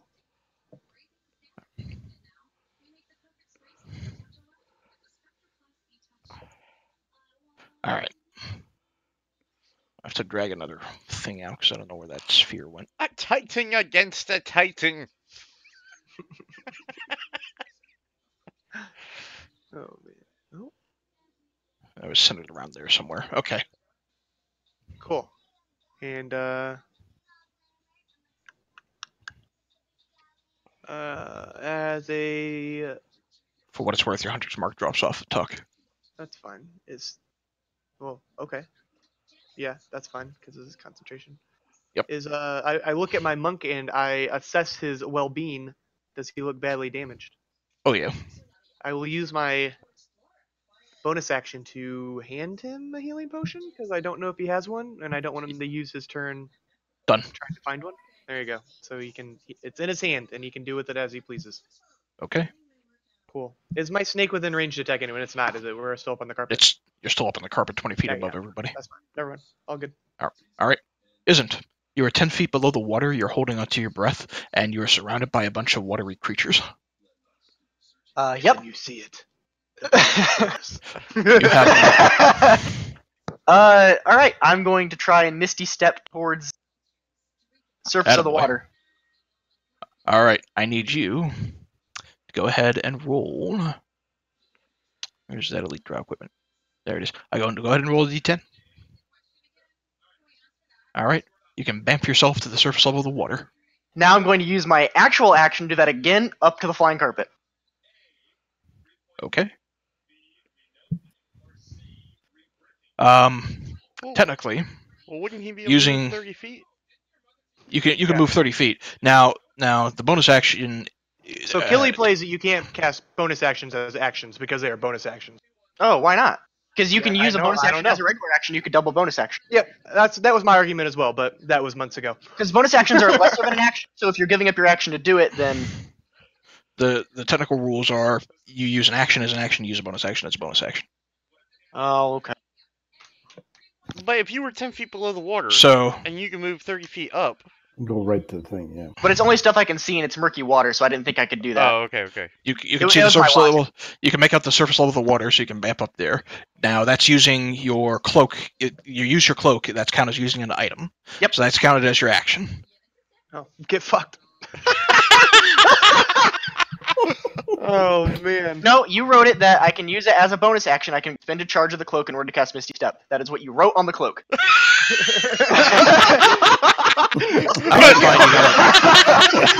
All right, I'll give it to you. You're right. Reverse Fine, fucking you got it, your if action. you will. That's not gonna I come back to believe- bite you. Okay. That, I believe was a GM mistake. By the way, Sure. the last time something like that happened, someone had to take a 20-question quiz and nearly died. It's like we're related. Okay, so my second. You remember Malik? I've only been here for like 2 fucking minutes. I don't want to hear it. Now I'm going to use my darkness spell, and I'm just going to put it like so it's on me. I am the center of focus of it, and everything above and below me in the water in that 60 feet radius is dark. Okay.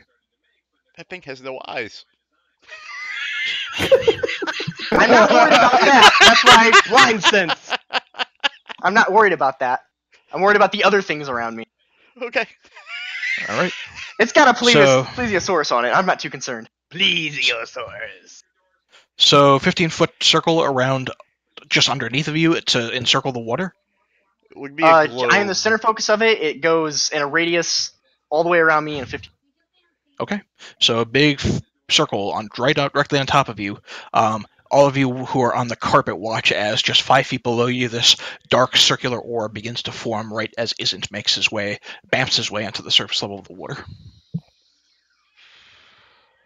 All right. You done? That's all I can do. Okay. Will, you're up. Oh, I'm sorry. At the end of your turn, the abeloth is going to spend a legendary action to make a tail swipe against the dinosaur, hitting it for 11 points of damage.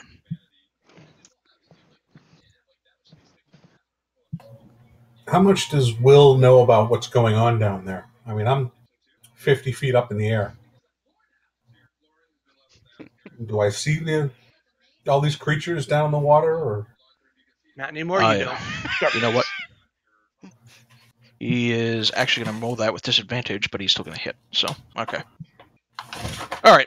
I'm sorry, Will. Can you repeat that question one more time? My apologies. is Will aware about the abeloth and the other Nope. creatures down there? I don't even You know can see they're that there, ship. right? You don't even know they're there. You know the Croc's there, and you know that this. Actually, you probably wouldn't even. Well, you know that the Ankylosaurus that that Dr. Connors summoned is there. And in fact, now that I think about it, you would have conjured him on the surface level of the water, so he's not quite within range of the abeloth yet. But at this point, he'll have seen the abeloth. So he doesn't take that 11 points of damage? Yeah, he doesn't, so he's still at full health. My bad. Okay.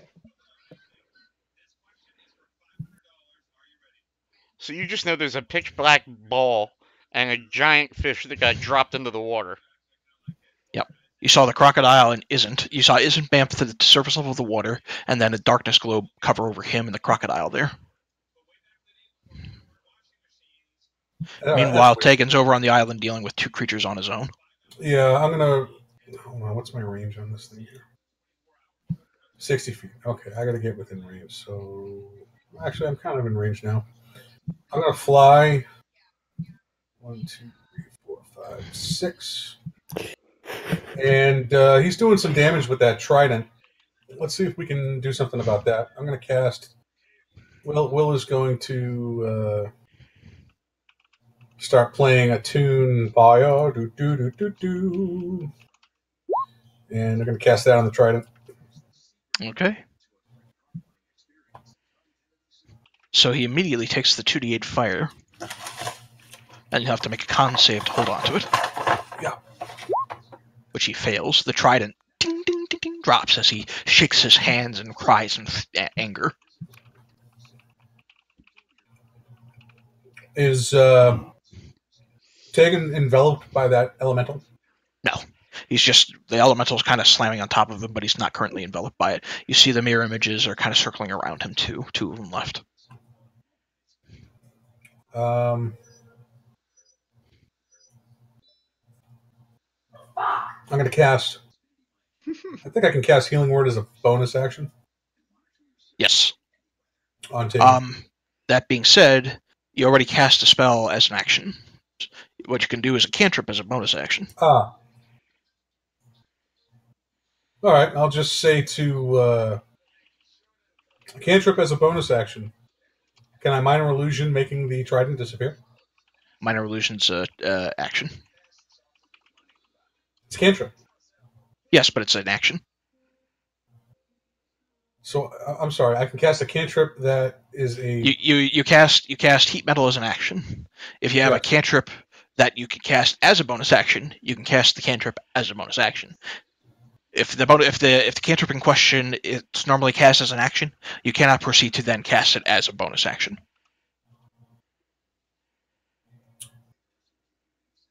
Okay. There's the link in question if you want to look over that detail. I don't think I have a cantrip I can cast as a bonus action. Nope, I don't think so. It doesn't explicitly say it on any of my spell descriptions, so I guess I'm done. Ta-da. So that link I provided goes regarding this particular ruling back to Jeremy Crawford. Actions and bonus actions are not interchangeable. No, I buy that. He's talking to us about. Yep. Okay. Tuck, you're up.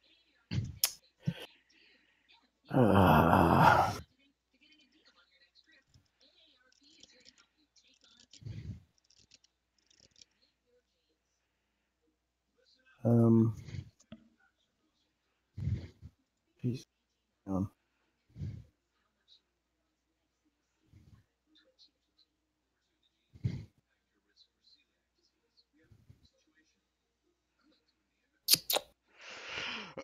I'm going to.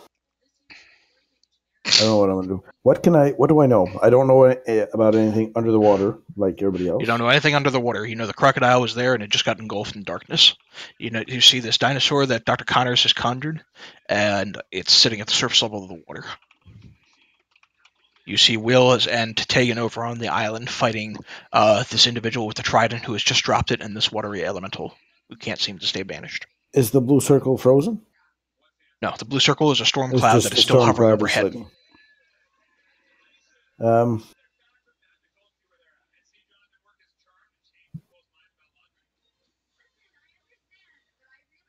I'm going to take that potion that he handed me. Mm-hmm. Was it a 44 again? He passed you a regular healing potion, I believe, unless you didn't, Dr. Connors. I did pass a regular, I think. Let me check what I Okay. had written down. Yeah, just healing potion. Okay. That would be 2d4 plus 2, if my memory serves correctly. Sure. So 8. Potion of healing, yes, 2d4 plus 2. So he gets to, yes, 8 hit points back. That's your action to quaff it, though. Can I quaff one with my bonus action or not? Does the No. potion work that note? That's a straight up Quaff. action. Quaffing a potion is considered using an item. Fuck. Sorry. Did you give me my points last potion I took? I By did. chance? You did, okay. You're like, I'm still really low. Yeah. Anyway. Fuck it. I will remind you that you do have a wholeness of body and spirit. Yeah. I know. I'll use it now, I guess. That is an action, so I will allow you to use that as opposed to quaffing the potion. And that would give you, as opposed to 8 hit points back, 30 hit points back. Okay. I'll do that first. Keep the potion in my hand, and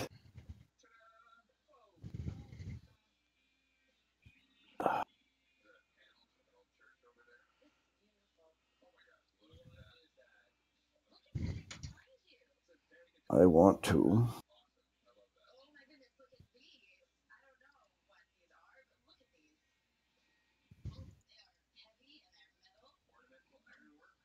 What do I want to do?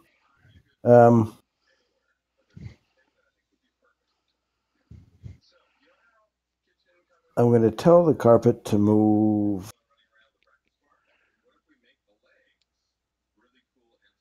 here. All right. Oh shit! I almost closed my browser. Above the crocodile and outside of the range of that circle. Okay. So, Dr. Connor, yeah, and Snake, yeah. Actually, you were on the bottom of me, not on top, so you're out of the circle. That's very important to Garen. It is. There you go.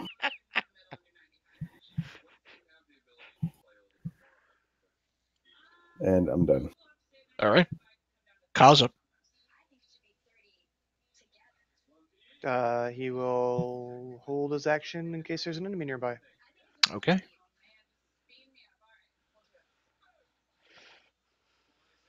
The abeloth is going to make his way to the surface level of the water, still covered in the darkness, so the rest of you don't see it. Wait, hold on 1 second. What was my? Yeah, I don't think my plesiosaurus ever got to go. He had a You rolled a 20. 20. That's right? because you rolled a 20 in the initiative. You have a 12 in the initiative. Right. Oh yeah, you're right. We're at the end of it. Okay, go ahead. It's next turn. Proceed. Sorry.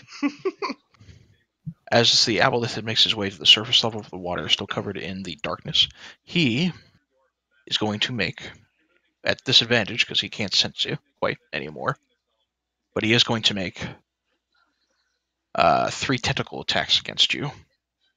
Isn't. Or attempt to anyway. Miss. Your AC is 17. Okay, so the second attack of the tentacle will hit. So you'll need to make a con save. Actually, well, in fact, yeah, go ahead and make that con save all the same. Okay. So, you're diseased. That being said, you're also unconscious. Hold on. As a reaction, I want to use Uncanny Dodge. There you go. Okay. So, you take half damage, which rounded down is going to be 5. But you are subject to the Guys, disease. step away Added for wrong. a There couple you go. minutes.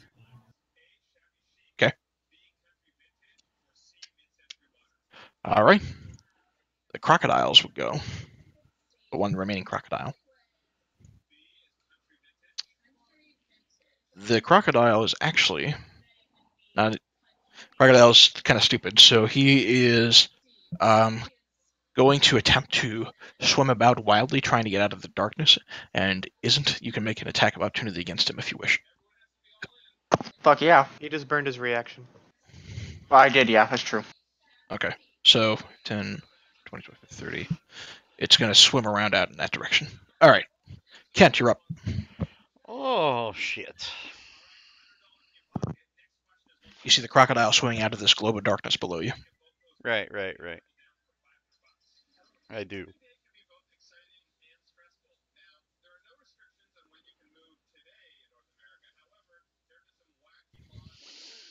Hmm. I do.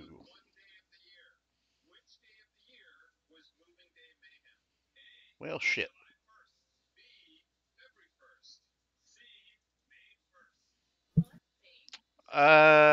What can I see from where I'm at, Kelly?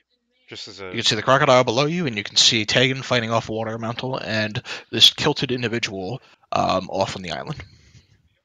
Well, I've got to try to help out with that situation, unfortunately. Not unfortunately, but,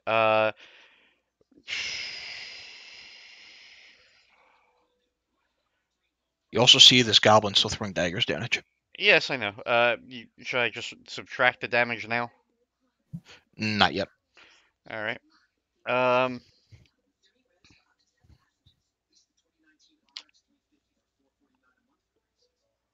Kent's going to go Fireball. All right. Kent's going to go toward Tegan.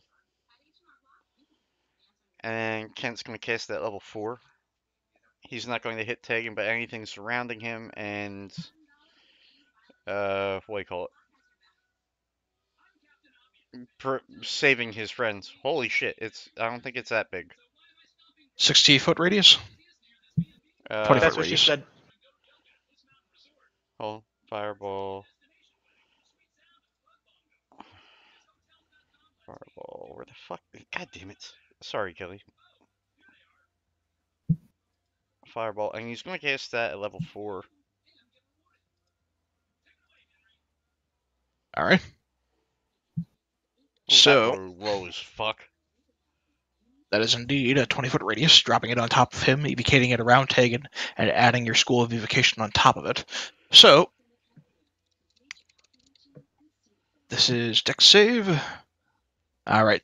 The big fellow with the trident, or no longer with the trident, succeeds. The elemental will also succeed, so they take half damage. 25.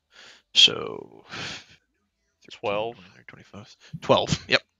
Do we know what's causing this big thunderstorm? Whoops. The big thunderstorm was shot up in the sky by the individual who was holding the trident. Never mind. Okay. Alright. And in fact, he has to make some con saves now. That's what I was gonna say. Do we know if he's concentrating on it? But I didn't want to like Not anymore, he's not. pry. He doesn't have the trident anymore either, so. Killy, if it works as levitate and it's not an action, but it's more based on movement, I'd like to move up a little higher. You can do that up to 20 feet. 10, You're already 10 feet higher. 10 more feet? Okay, 10 so more you're feet. 10 feet. You're 10 feet shy of the top of the cavern. Yes. Okay. Tegan, you were up. Alright, so I'll roll my 1d6 for my heal. At the... sorry, go ahead. 5 more points back. Oh, do you want me to take damage off, by the way? Not yet. Okay. And then for a bonus action, I am going to go ahead and cast. Make sure it's the right one. Yep. Healing word on myself. Okay. Myself 8 more.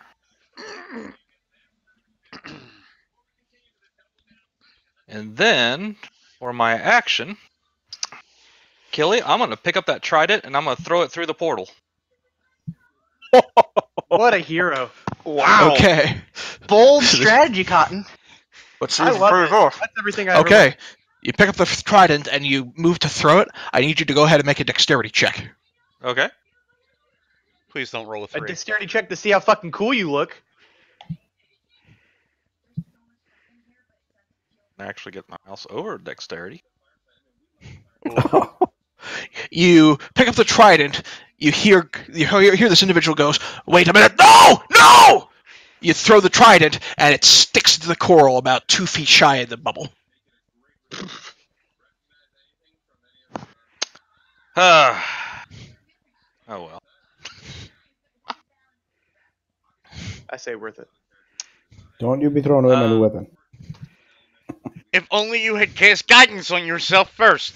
I couldn't. I had to heal myself because I'm low. All right. Assuming you're done. Yeah, At I the can't end think of of- anything else to do at the moment. At the end of your turn, the abeloths is going to use a legendary action to make a tail attack against Isn't.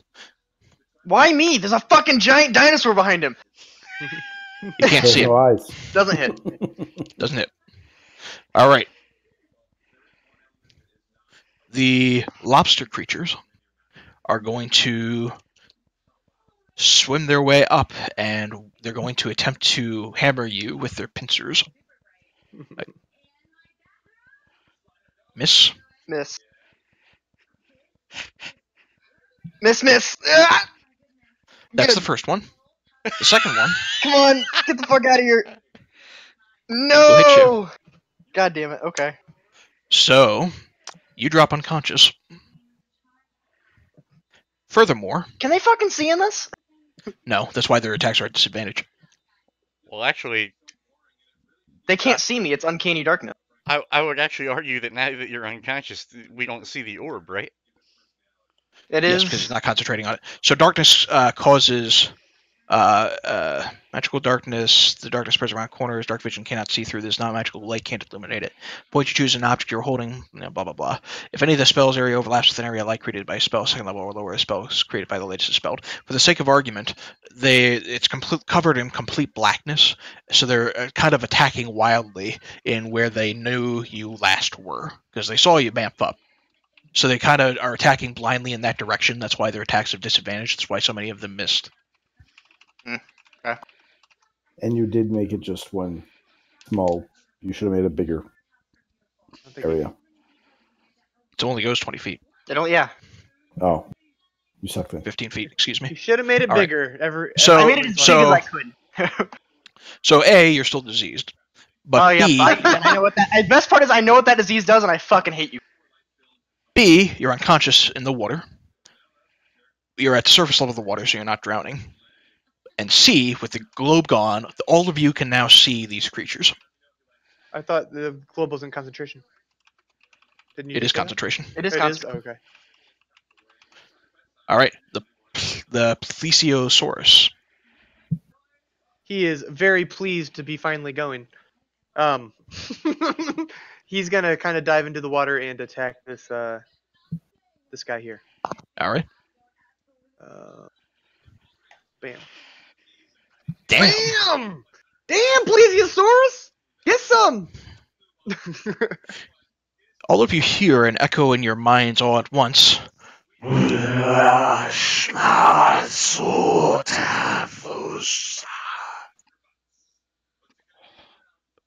As he is badly injured. Alrighty then. Never say that nightmare fuel to me ever again.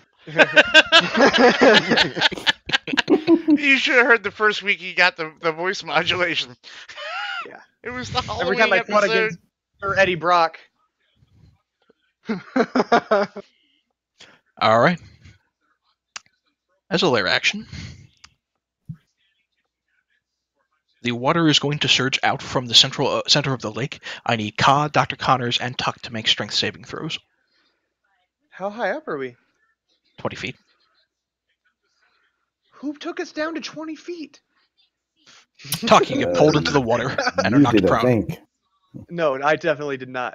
What do I need to Yep. do? Oh, wait, when I was mind controlled, you're right. Yep. Strength save. Straight. Is this a magic? Tuck, you are pulled into the water and knocked prone. Dr. Connors, you're pulled into the water and knocked prone. Is it magic? Technically, when you're in the water. there's Technically, no yes. throwing So and stuff. if you want to roll that again with advantage, you do. It is a magical effect.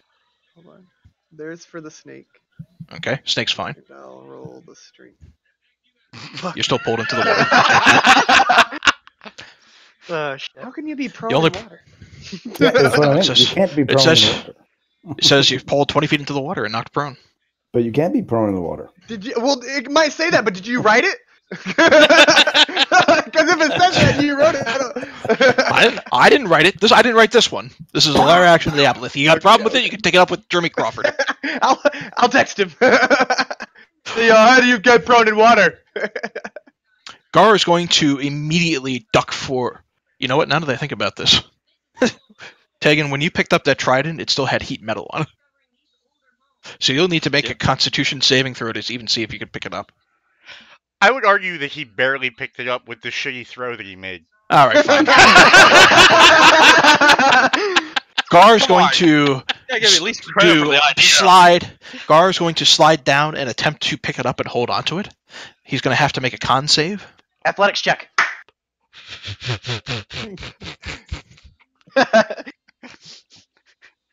He does it. He makes the athletics check. Now to hold onto it, he doesn't. So he attempts to instantaneously pick it up, and he can't get through the burning, fiery damage. Will, I'll allow you to go ahead and roll your heat metal damage if you wish. Oh, I wish.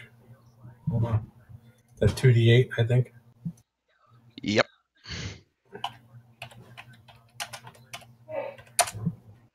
And actually, I'm acting out a turn because that's going to be his action for the turn, not the lair action. But he'll take that 14 points of damage. For the lair action, he's going to shoot both hands in the sky, and lightning's going to once again surge forward. And because I am doing this out of turn, he'll have to then make a con save to maintain focus on the lightning, and it still's there. But as the lightning goes up again, if I can find the right color circle. Counterspell. Sure, go for it. All right, fine. You counterspell it. Boop, it's gone. All right, that's all he can do then. All right, the water elemental is just going to slam into you 2 more times, Tegan. Really getting slammed by an water element. Miss. Come That on, one- slam. Go ahead and roll your d20.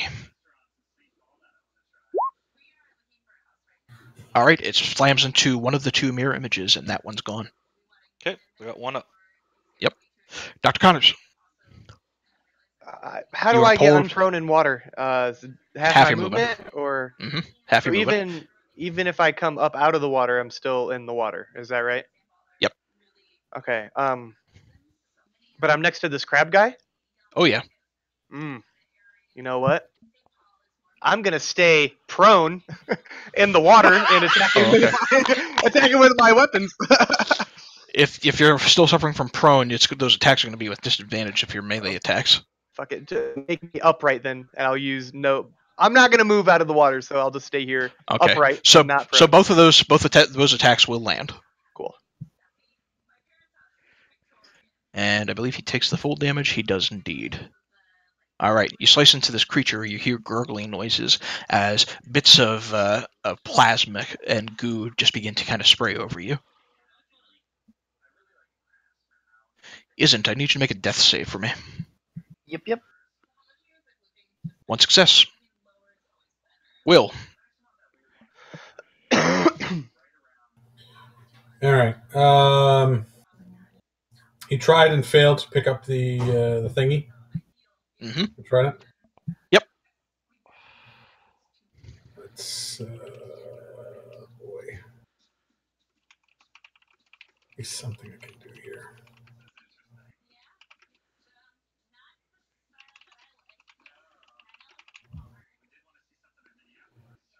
Give me a moment. It's got to be something without concentration.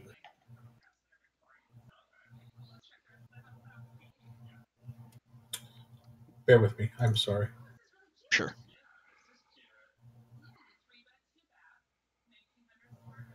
Ooh, that could be good. 1, 2, 3, 4, 6.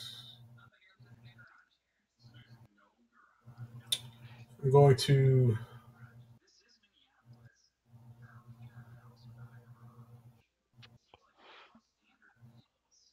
cast this.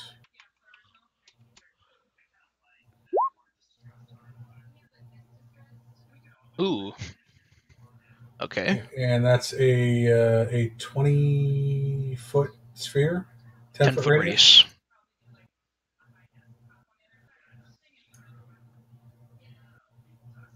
All right. See if I can hit the Sahagin, but also disrupt that water, maybe. Okay.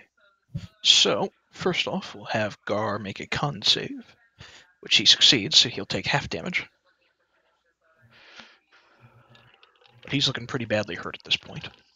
As that lands,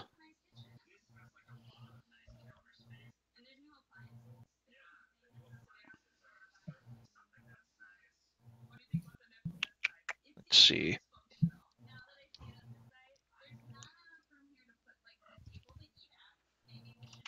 All right. You watch as the smaller water globes seem like they're shaken a little bit, but the bigger one seems to have no effect whatsoever.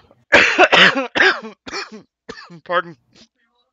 Did we give me an insight check to see if that concerned him at all, like that I attacked the sphere? As far as you can tell, no.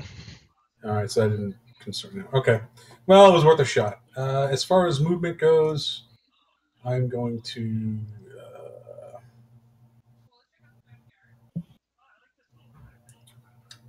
I'm going to stay right where I am for now. 50 feet up. All right. I'm hesitant to get into melee range of. I have a touch spell that would help Tegan, but I'm hesitant to get into melee range with that elemental right now. So I'm good. I'm done. All right. Tuck, you're up. I'm sorry. At the end of your turn, one thing, the abeloth is going to make a tail attack against the plesiosaurus. As a legendary action. I didn't mean to do that with advantage, but we'll count the 18, and it does hit. All right, go ahead, Tuck. And we're still 20 yards up? Yep. So I can hit any of these fuckers? You can hit any of them. Yep. You're in the water, though. Actually, that's right, I'm in the water. Yeah, so I can still hit them anyway. Well, okay, fuck it. I'm going to use half my movement to get up, or which makes no sense because I'm in water. But again, take the argument up with Crawford. And I'm going to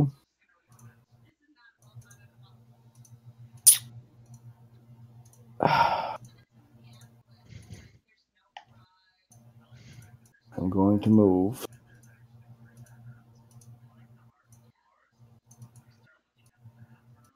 here and hit the fucking lobster below me. All right. Okay. So, every one of those attacks will land.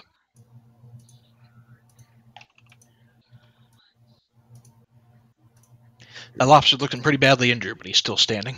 I'm going to hit him one more time. Flurry of blows. Mm-hmm. That last one hits pretty damn hard. And yeah, where is it? Strength saving throw. I want to push him 15 feet away. Okay. Ooh, crit fail. All right, 5, 10, 15 feet away. You and Dr. Connors can make attacks of opportunity against him as you push him. Fuck yeah. All right, you hit. Dr. Connors, you take the first of these crocodile lobster creatures out. Not crocodile, you take the lobster creature out, the first of these two lobster creatures out, as it's pushed away from you, and you slice into it, finishing it off. As it dies, it goes whoop whoop whoop whoop whoop.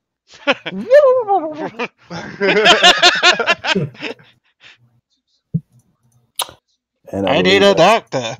And I believe that's it for me. All right, Guy is up. Yep. I honestly don't know if I'm allowed to pilot the carpet with him or not. So you should let me know that first before I start. The snake doesn't have the mental capacity to pilot the carpet. He's jumping in the water, bitches. All right. No fall damage. Can I?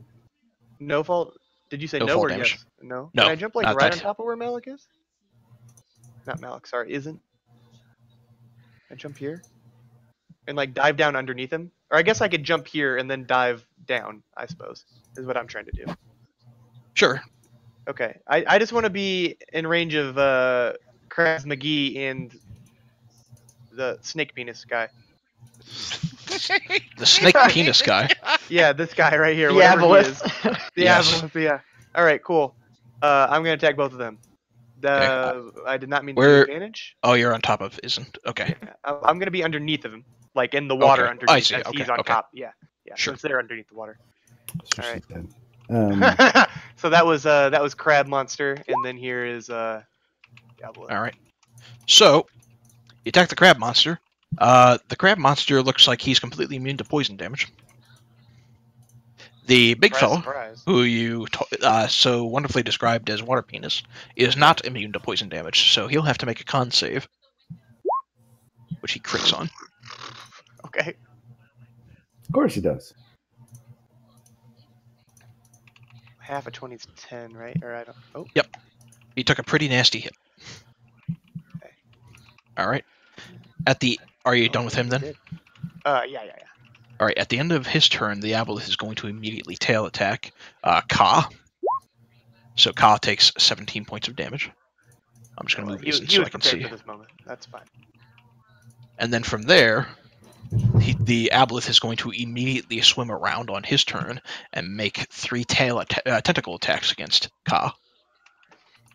Sounds pretty dumb.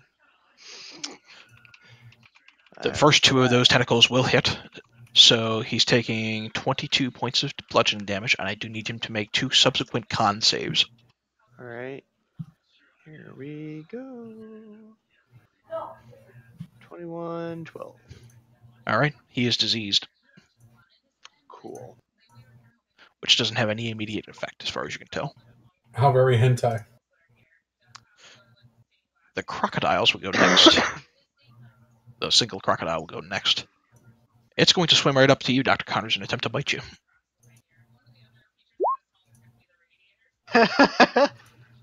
Oh You shit. take 3 points of damage and you're grappled. Okay.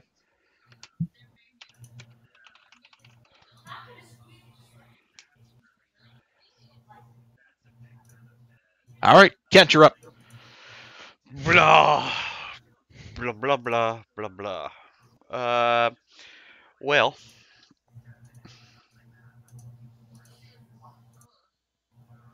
Copyright infringement again. yeah, I know. It's a bitch, isn't it? Kent's, You need me to turn it off? I can turn it off. No, it's fine. no, I can't hear the music, so it doesn't matter. Okay. Kent's going to fireball. Okay, where are you dropping it? Just dropping it on the center of the island.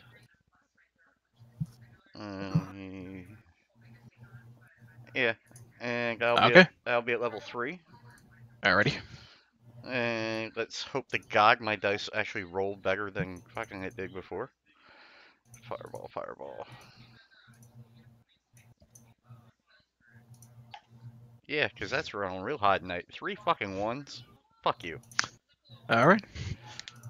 The deck save. Alright. The fella in the cloaks will succeed.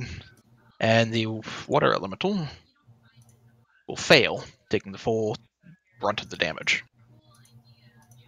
Okay. Kent's going to lower himself about 10 feet. Okay. And other than that, that's all Kent's going to do at the moment. Alright. At the end of your turn, the aboleth is going to use a legendary action to make a tail attack against Ka. 17 points of damage against him. Ka's looking pretty badly injured. Tegan, you're up. All right. Here's my heal. Out of curiosity, what are legendary actions?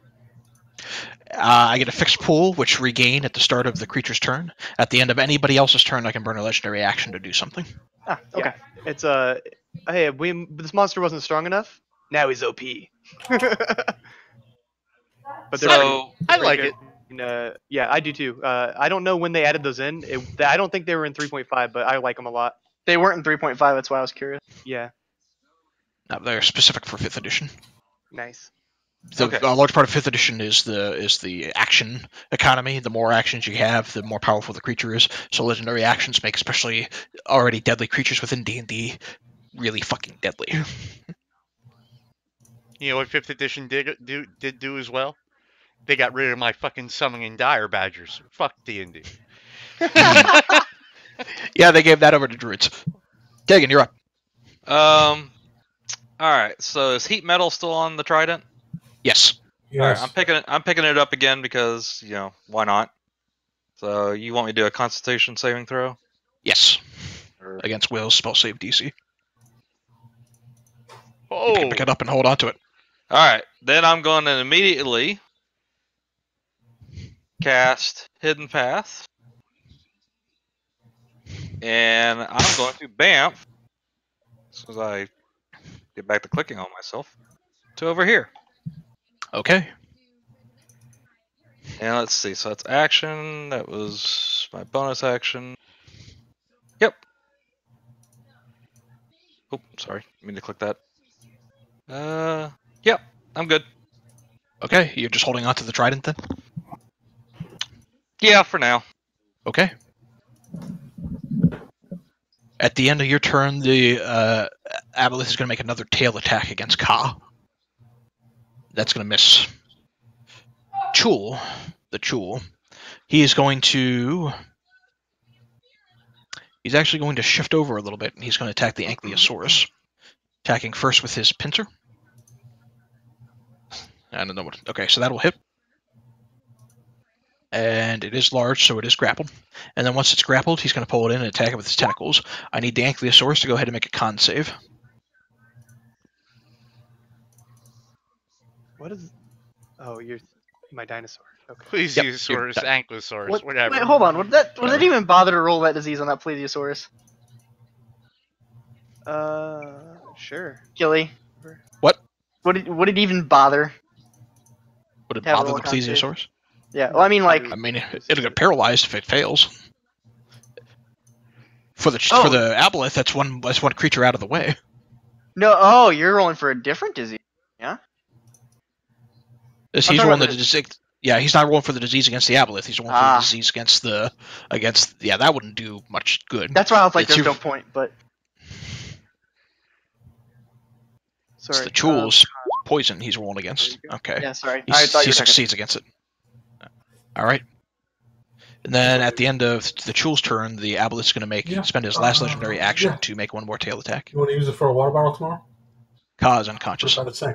No, I take it back. The 16 No, and he's 17. not. Ka's still up. No? All right, go ahead. Go do it now before Mom puts the alarm on. All right. The Plesiosaurus is up. He's gonna attack this water creature here. All right. All right. 22 does land. Putting something in recycling. I agree. Okay. For the lair actions.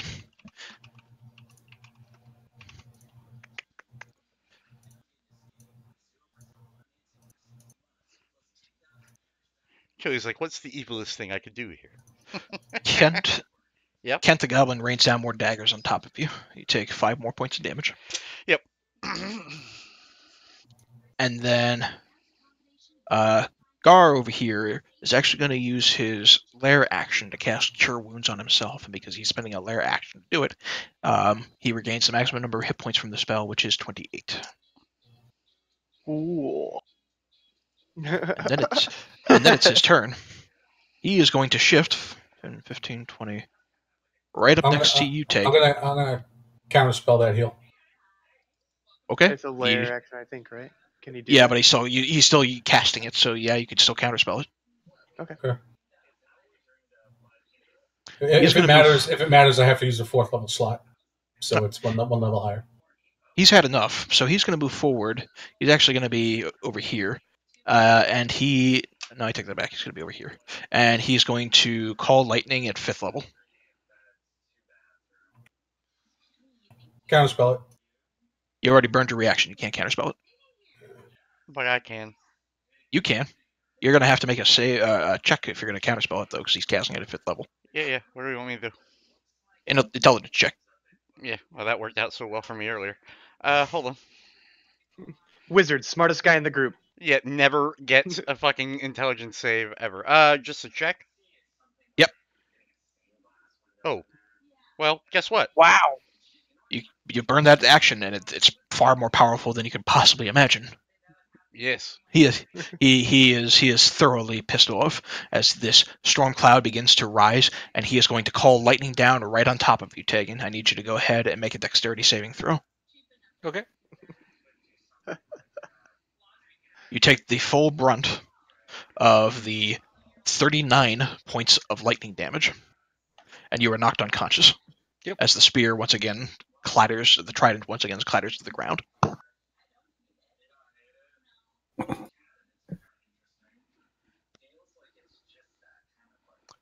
The water elemental is going to move forward and attempt to pick up the trident itself.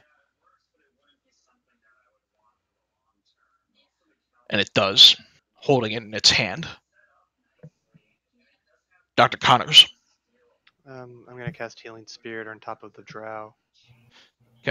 For what it's Does- worth, the healing spirit from you, Tegan, is gone. Yeah, no, I figured. All right.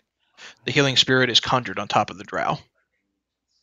Now roll a 1d6 for hit points. Oh.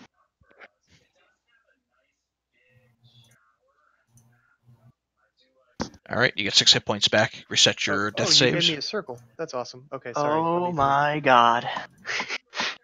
You're welcome. You're no longer I unconscious. saw it go unheard. And then I'm going to attack the crocodile holding me.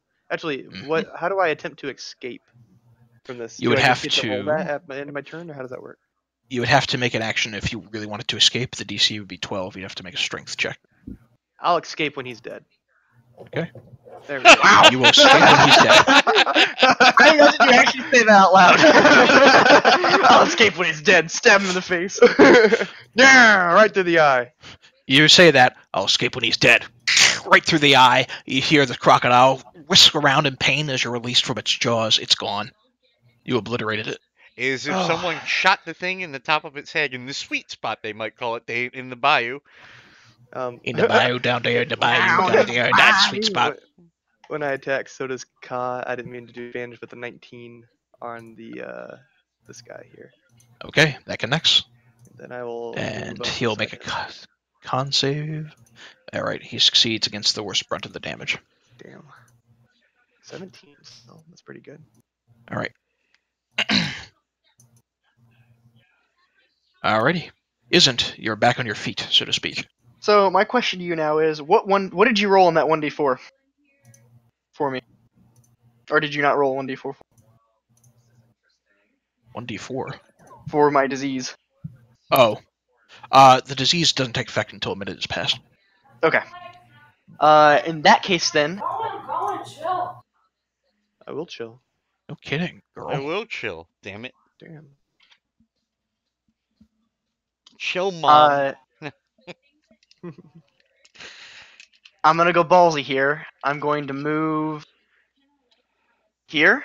Actually, I lied. I move here. Oh, I moved the red circle. I didn't. Yeah, Move here, you. I'll just move it out of the way. Go ahead and move yourself. I'm gonna it move back, there. please. And then I'm going to hit him twice with my daggers. Okay.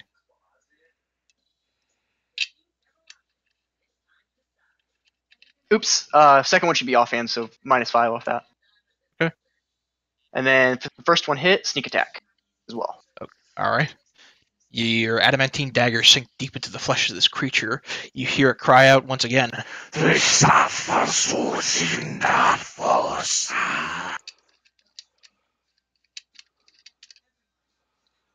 Sounds like a personal problem to me. And then I guess that's it. Never mind. I'm done. Okay. What's your dexterity modifier? 4, right? +5. +5. Okay, so that second offhand as a crit is really going to be doing 6. Yep. Okay. All right. So this watery creature is looking pretty badly injured at this point. All right. At the end of your turn, however, it is going to make a tail attack against you, Izen. All right. I'm going to use my reaction to. Uncanny dodge. Yep. All right, you take half of 17, which is going to be rounded down to 8. You're unconscious again. It was a powerful blow. Will, you're up. It was worth a shot. I believe the water elemental is holding the heated trident, so he should take the damage, correct? Yep, go ahead and roll for that damage. For what it's worth. There you go. All right. You watch as bits of steam begin to flow off of this creature's body. Does it need to make another Constitution save in order to hold on to it? Sure. It drops it. Ting, ting, Great. ting, ting.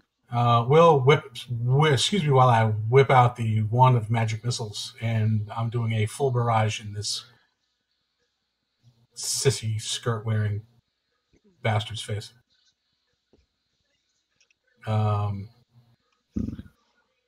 6, not 7. So that's what, 64 plus 6? 64 plus 6 if... yes, if you're burning that many. 7 charges. Just let the whole thing explode in your hand. All right. He is I already do that all the pelted. time. He is pelted by wave after wave of this force damage, and he almost gets reared back onto his knees. You hear him say, "This is bloody impossible. Who the hell are you? We're the Who diamond the bears. hell do you think you are?" We're the diamond bears, bitch. You know, Kill, I don't. Chung chung. It's already too late to call Power it. But, you know, cord. I still had a mirror image up earlier, so technically. Wouldn't Like, have you know, mattered with the Wouldn't save. have mattered with the lightning. You guys know, Okay. you guys have seen the Inglourious Bastards? Yeah. Yeah. When they say everyone in the German army has heard of Hugo Stiglitz, and they show him on the rock, and they put his name up, and it's like, cha-ching! That's what we're the Diamond Bears, bitch. Cha-ching! I was going to say, you're the bear Jew? Yeah, the bear Jews. We're the diamond bear Jews. What? All right. Are you Oh, done then, boy. Will? Yes, I believe I am. Okay. You know what? No, I'm going to fly. As far away from him as possible. No. Wait, where All right. was I? I was here. So 1, 2, Yep. 3, 4, 5, 6. Okay. At the end of your turn, the abeloth is going to make a tail attack against Ka. Ka is knocked unconscious. All right, Tuck, you're up.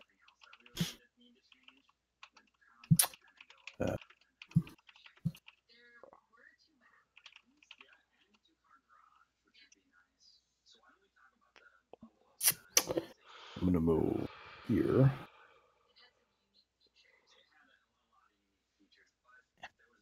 How's the abeloth looking?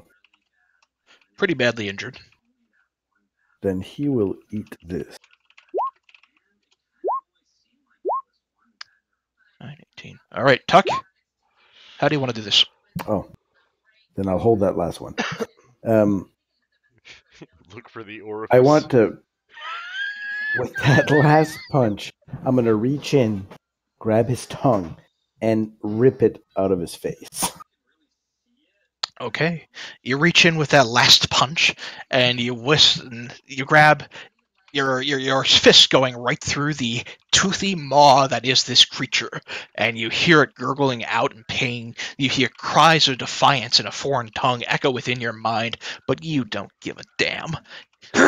You yank this tongue out of its body with one huge pull. There is a burst of blood that begins to pool its way into the murky water, and you watch as this tentacled-tailed creature just falls back and rises above the water.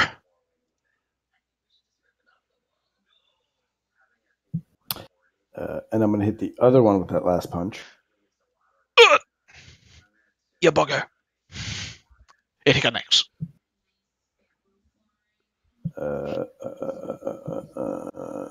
Sorry, say that again? It connects. I want to push it back 15 feet. Okay. Strength save. Yep. Best part is you pushed it through water. Fail.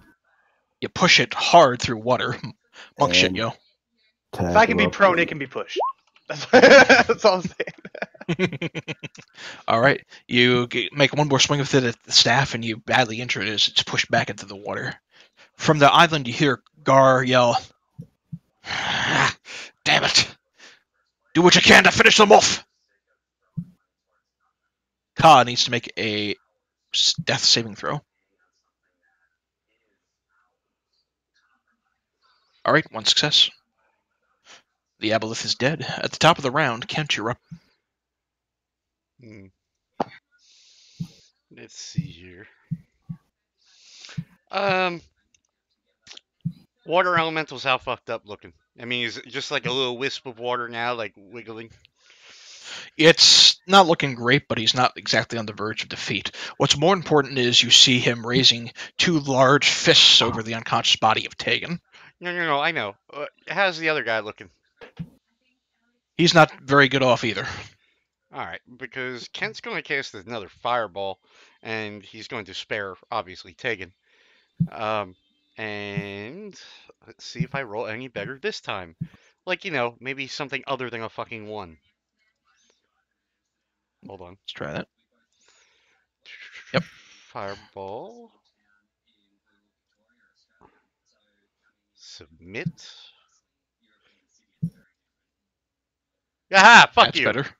That's 40 good. points. All right. Gar will succeed. The elemental will not. All right. The water elemental at this point is now a little more than a barely congealed wisp of smoke. And Can Will do his what do you call it? Cutting words. cutting words would be a reaction against an attack that they would make. When a creature that you can see within makes an attack roll, and so when a creature that I can see within 60 feet, that would be Kent, makes an attack roll, an ability check, or a damage roll, I can use my reaction to expend one of my uses of bardic inspiration, and I will do that. And that would subtract the roll. Well, no, it doesn't. It doesn't. When a creature you see within 60 feet of you makes an attack Oh roll, yeah, no, a it has to be, check, or a damage roll. No, I get it. It's, the operative phrase is at the end from the creature's roll. Okay. So it would be from the same creature. Yeah. So I can't. So yeah, as a point of parliamentary procedure, saving throw is not equal to an ability check. Two different things. And cutting words does not affect saving throws. Okay. Yeah, that was worth a try. All right. Kent, you done? He's still up after 18? Yep. Okay. Yeah, Kent is done. Okay, they both look like they're on the verge, though. Tegan, make a death save.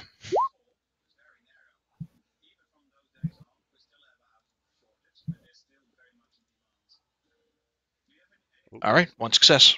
Forgot to subtract that. All right. The Chul is going to turn around and make attacks against the dinosaur, starting with the pincer, which connects. And then he is going to attempt the tentacles again, so I need that dinosaur to go ahead and make another con save.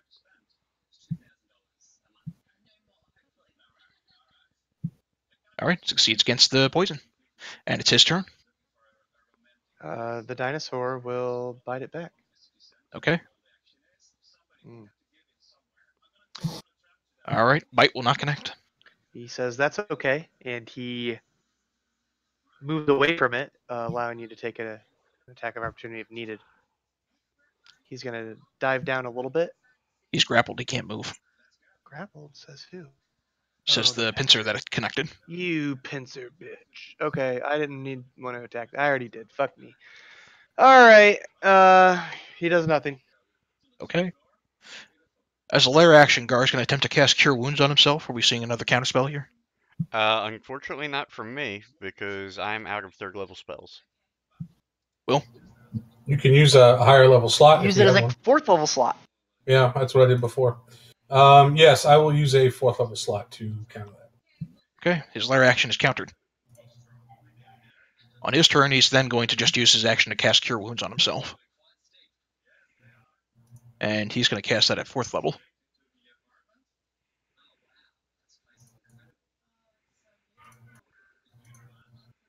for 27 hit points back. He is then going to shift over in this direction, right over Tegan, looking at the trident, but he's not going to pick it up just yet. He just looks up at you angrily. Will. I waggle my eyebrows. As if daring him to pick it up. He looks up at you and he says, I gave you a fair warning, mate. You drop that little magic trick of yours and get your asses out of here, or your friend here is going to pay the price.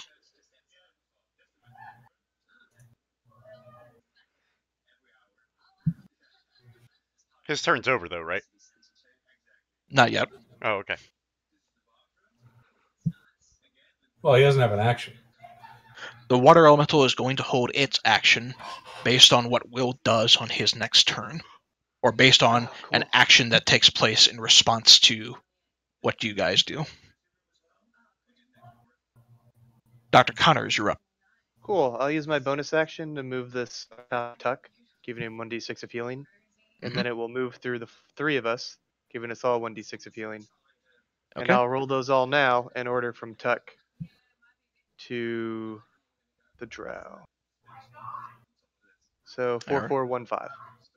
All right, 4 hit points back to Tuck, 1 hit point back to the snake. Excuse me, 4 hit points back to the snake. Thank 1 hit point to you, and 5 hit points to Isn't. Cool. And then I'm going to swim over to my Plesiosaurus and mount him Okay. underwater. That's what she said. Cool. And then I should still have an attack. So I'm going to attack from his back. Okay. You swing with your weapon into this lobster-like creature, and it just barely manages to connect. All right, Isn't you're up? Okay, well, so is it dead or is it still up? You get 1d6 of healing for spawning in a place where my healing spirit is. Good job. Oh my god.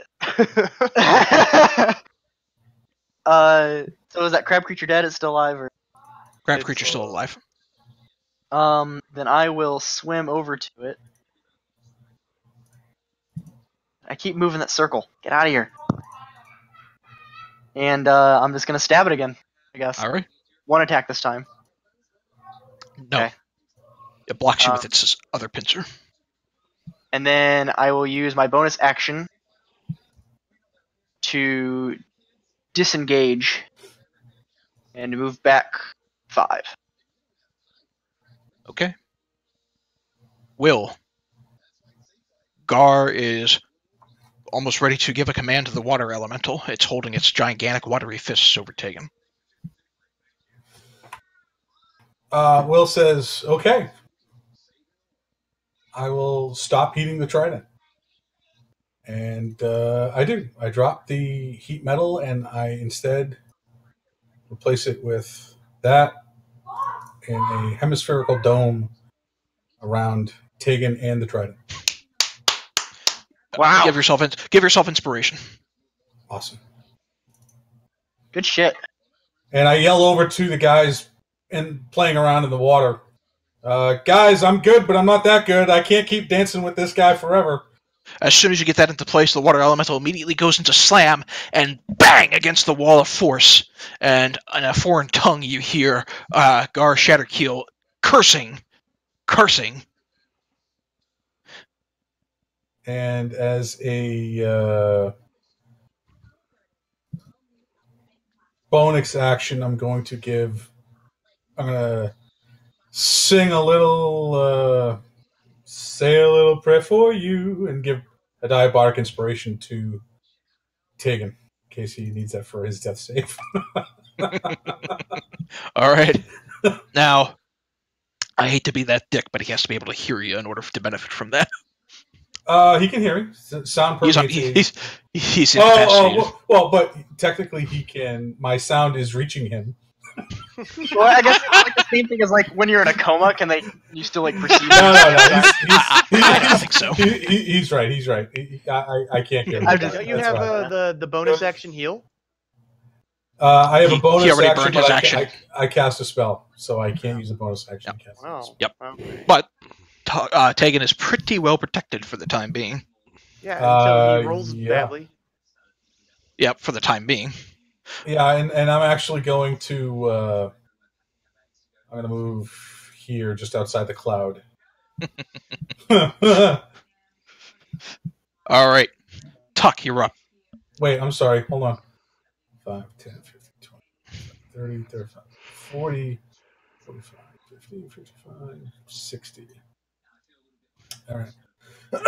You can't cast anything. I just eliminated all the 60-foot range spells. So I'm good. Rats. So He definitely can't move 5 feet towards you and then cast a spell. Shut up! Literally impossible. so do I have regular movement in the water? If you don't have a natural swimming speed, the general rule of thumb is that your swimming speed is half of your normal speed. Okay.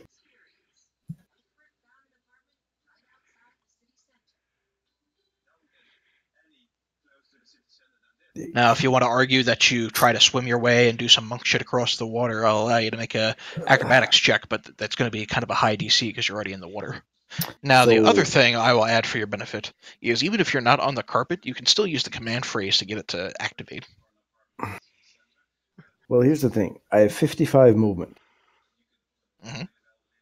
Technically, that's 27 and a half feet. I'll allow you to move a total of 25 feet in the water. You bastard. You get fucked for asking questions. Not to be this person, but technically numbers round up, Killy. Not not indeed, they don't. indeed they don't. You're all gone. Oh, like I wouldn't want my fireball to round up. You fucking right, I would. Come punch this thing next to us. Okay, I will move here because you guys can't take care of this shit by yourself. And I will hit the crab, lobster, whatever the fuck it is. Once, Whack! twice, Whack! 3 times. Hang on. He has to do some math. Hold on. That's 30 for the record. Okay. All right, it's still standing, but it's looking really badly injured. One more.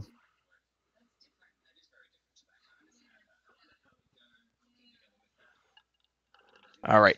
Again, still standing, but really on its last legs at And this I'm going point. to push it back 15 feet. Strength save. Okay. It's going to crash right into isn't. Yeah, why? If it gets pushed back.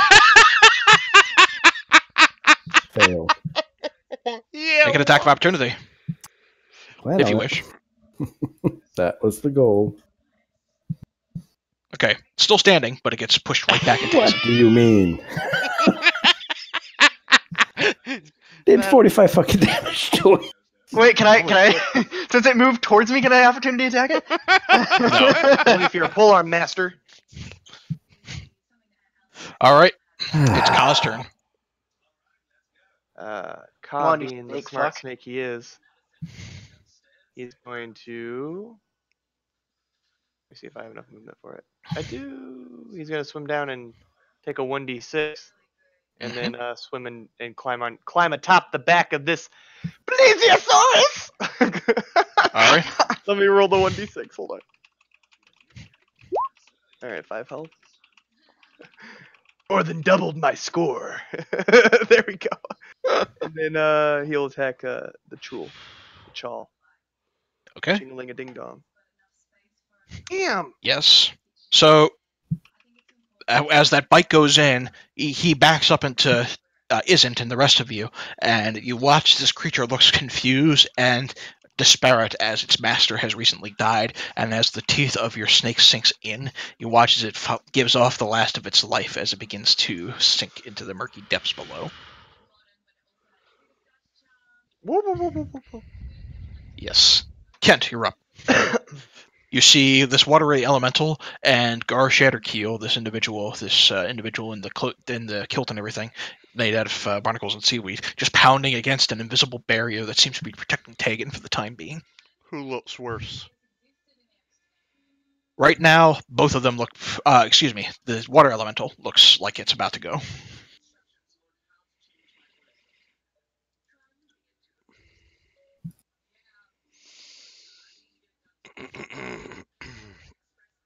um, Kelly, do I get the impression that the water elemental is being controlled by the guy? At the very least, in service of the guy. Okay, so maybe not directly controlled. Okay. Well, boys, I'm down to it. So we're gonna magic missile the shit out of the water elemental, All right. and we're gonna do it at level 2. All right. All right, got that check.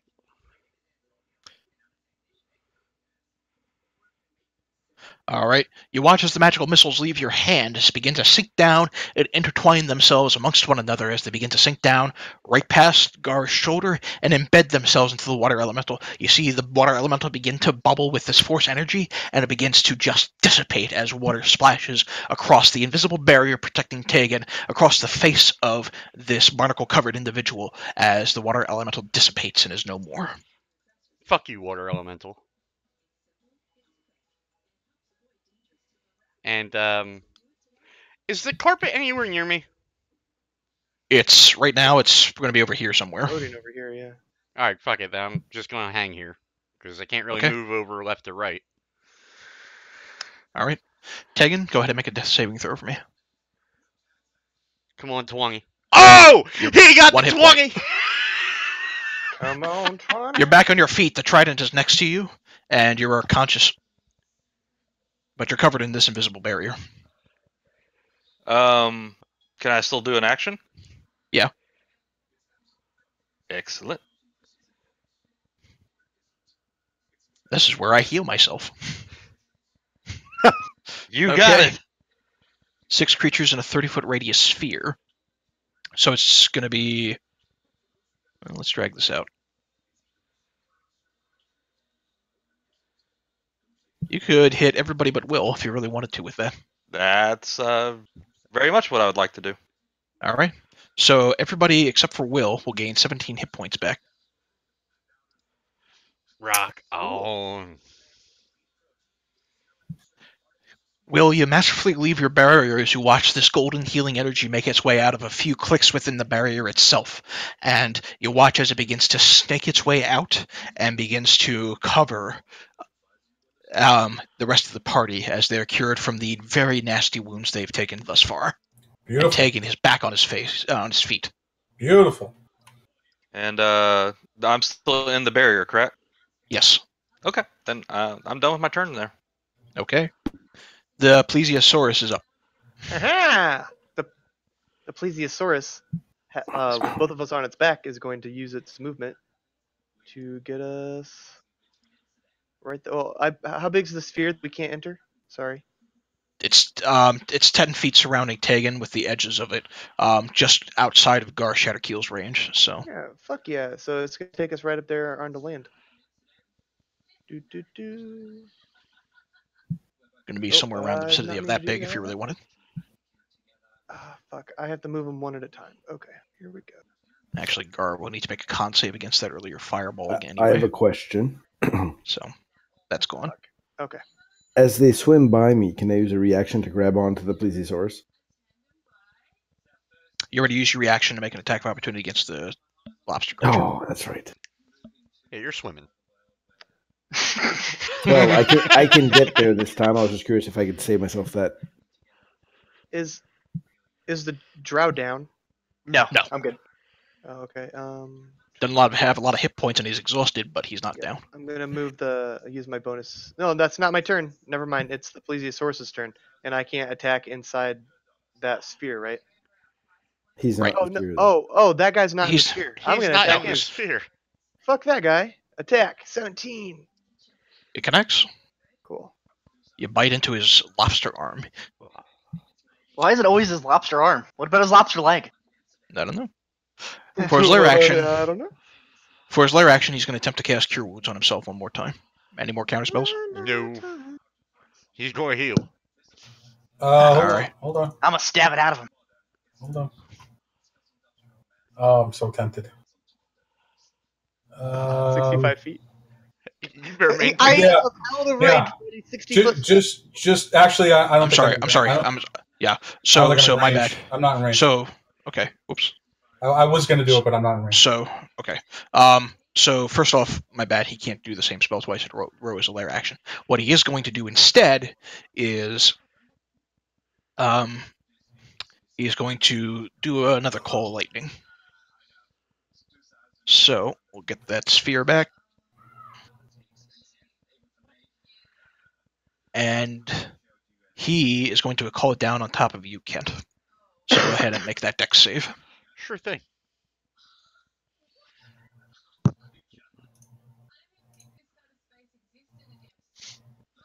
All right. You succeed against the bulk of the damage, but you take 5 points. Oh, thank you for doing that. I was just about to. Sure, no problem. All right.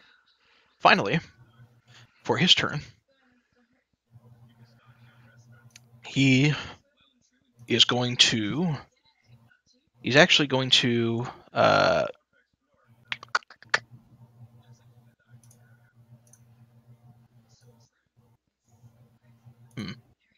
He's going to cast Cure Wounds on himself at 4th level.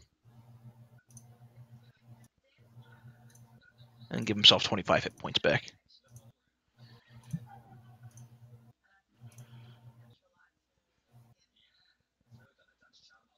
That's his action for the turn. To the bitter Dr. end. Connors, he's looking pretty scared at this point. He's saying, "This can't be possible. I was promised power after all I've suffered through." All right, Dr. Connors, what are you doing? Dr. Connors shifts on the plesiosaurus, so he is in range to attack. All right. Wild miss. Wow. Oh. All right, and the snake chuckles at my insecurity and attacks and also misses.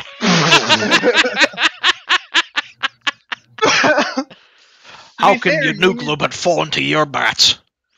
It's my first time on top.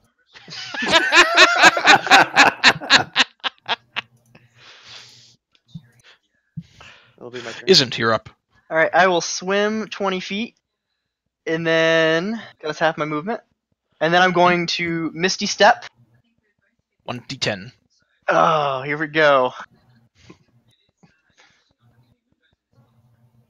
Okay. All right, you're good. I'm going to Misty Step above him and drop onto him with both daggers in hand. Attaboy. See them rolls. See how this goes. I'm just going to move you off to the side so I can see. Okay. All right. You going to add your sneak attack in there? All right.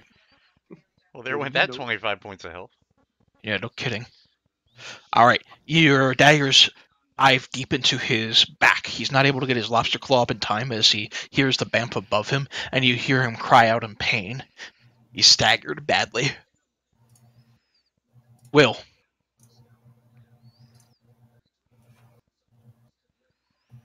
All right. What else I got here that I can do to screw with this guy other than continue to counter his spells? It's always fun. Walk up and stab him. No. I'm going to.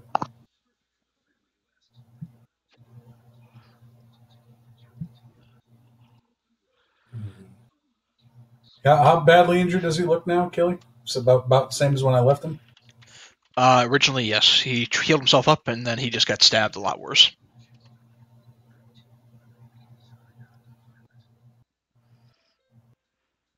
All right, I'm going to. 1, 2, 3, 4, 5, 6. Oh wait, I can't. No, because I can't cast a shadow because. you're concentrating. Well, no, shadow's not a concentration spell, so I could cast it. But I don't think I need to concentrate on the wall of force anymore. I just need to. You hit everybody in range, right? With That's shadow. just it. It's an area of effect, and I can't. Yeah, you don't have my cool. I spare you from this damage. Yeah. All right. Yeah. So what I'm going to do instead is I'm going to fly closer. and going to say to him, I'm basically going to mimic him mockingly. Oh yeah, I didn't get all my power, deepy deepy. Vicious mockery. Yes, indeed. All right. He's actually going to use his last legendary resistance because he hasn't had to use it yet in order to save against it. Oh man, he's going to use a legendary resistance to save against an insult spell. Because I don't think I'm going to have a chance to use it against anything else at this point, and at this point he's panicking. All right, Tuck, you're up. Would you have rather had him use it against the fireballs? No, it's all good. He kept succeeding against the fireballs. Now, I'm sorry, did you drop the sphere around Tegan then? I'm going to no. Can I shift it? Can I reconfigure a wall of force once it's cast? Let me see. That's a good question. I guess I should know that. To spell on Visible wall can be free floating or resting. Panels. Wall is a 1/4 inch thick. Lasts for the duration of 10 minutes. Nothing can physically pass through the wall. It doesn't mean all damage can't be dispelled. Disintegrate does destroy it. Wall also extends. It doesn't look like you can move it. You can either keep it up or drop concentration on it.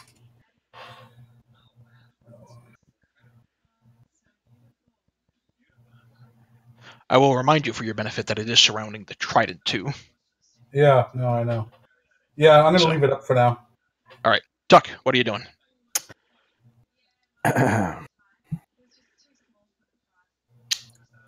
So I'm going to move up here. Can I attack him from the water?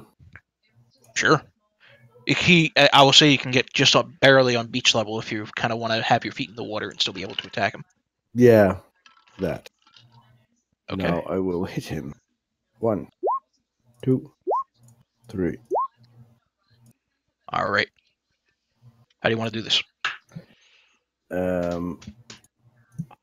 With my last swing of the staff, I'm going to take his legs out from under him and crush his skull under the downstroke.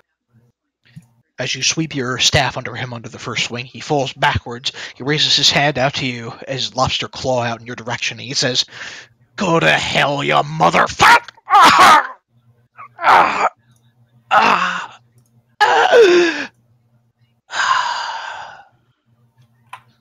You're out of combat. Yeah, they all say that. Kent's going I pick up the trident. Kent's going to descend on his balloon and make his way to swim over to the carpet, which hopefully he can grab. Easily enough done. The plesiosaurus will lift you up. Oh, thank you! It just raises up out of the water and it's like, whoa! Whoa! Will's going to fly on his own over here, and he's still hovering about. Kent's going to bring the carpet over to here. Park it. And I'm also going to cast Lesser Restoration on our drow to get rid of his poison.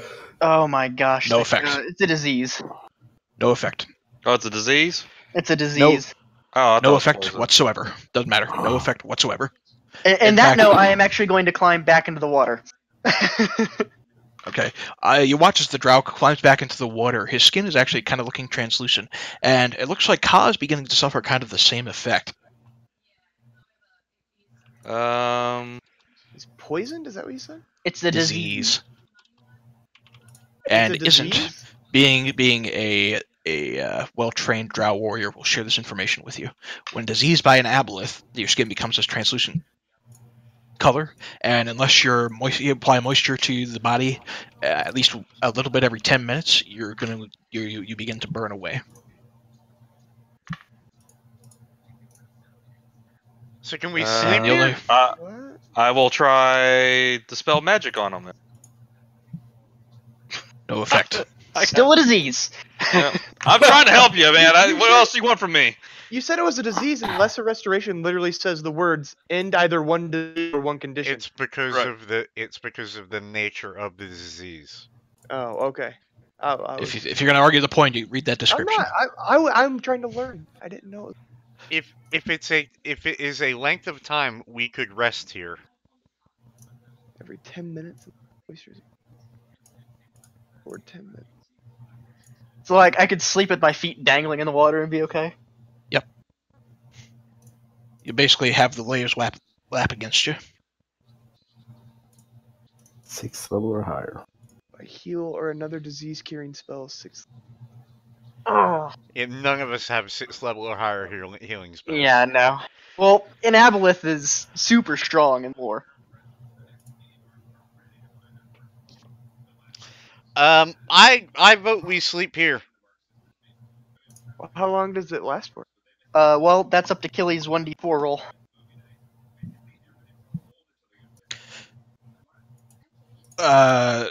There's nothing in the ability that applies a 1d4. I really don't know what you're talking about. When it applies, you roll a 1d4, and that's how many hours it lasts.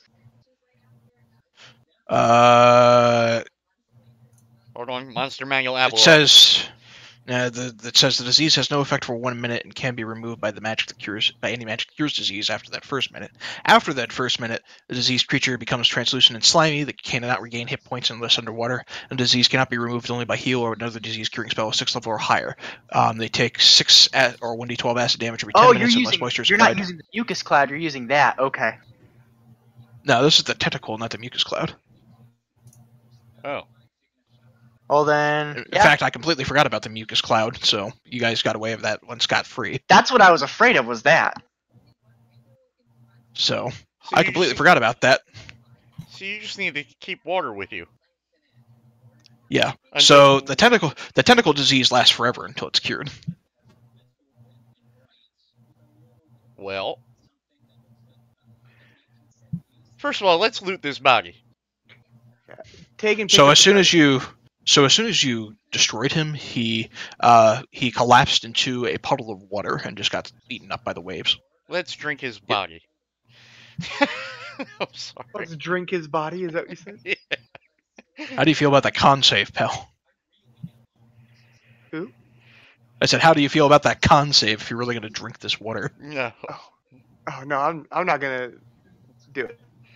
I entertain the idea of someone else doing it. Someone should fill something with water, and then you can just splash yourself every 10 minutes until it wears off, or we find someone to remove it. You know what? I say fuck it. I'm drinking the water. Here we go. Oh, Jesus Christ. Aren't you immune to disease? I am. That's why I want to drink it. Let's see what happens. See, that's where you could really play evil real well. You'd be like, oh, go ahead, guys. It's fine. You always could pull from the deck of many things. No, I can't. Yes, you could. I don't want to waste my card on this. That's all. I don't want to do that. Dr. Connors, there's a nasty taste of the water, but it otherwise has no ill effects on you. Yeah, we don't have any potions or scrolls that can help with this. Yeah, disease is a weak spot in our lineup here. Well, here's the thing. If I go back to my Drow Society with this disease, I will be executed for having it. Okay, so stick with us. It's like showing up If you with want herpes. me to kill you now, all you have to do is.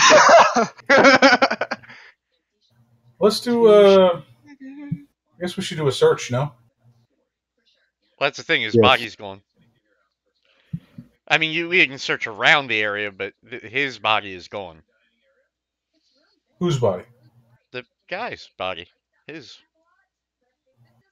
The guy who had the trident, his body Unless you is want to turned into swim water. up the abeloths ass, but I don't know that that's going to work out real well. Yeah, this guy can go get it. Here, he'll dive down. What's he going to get? Plesiosaurus, go get that Bob. What are you doing, fetching the body? What are you doing, fetching the body of the abeloth?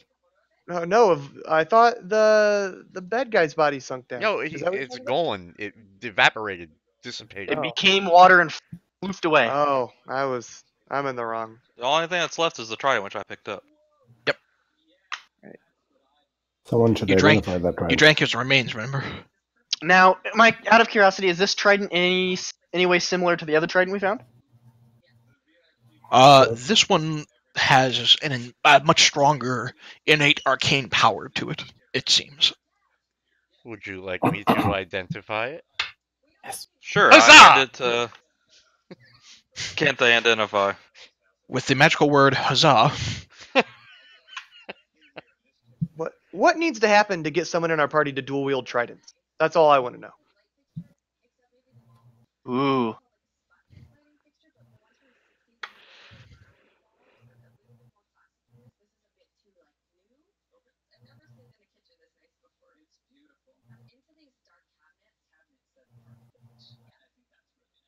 That's pretty cool.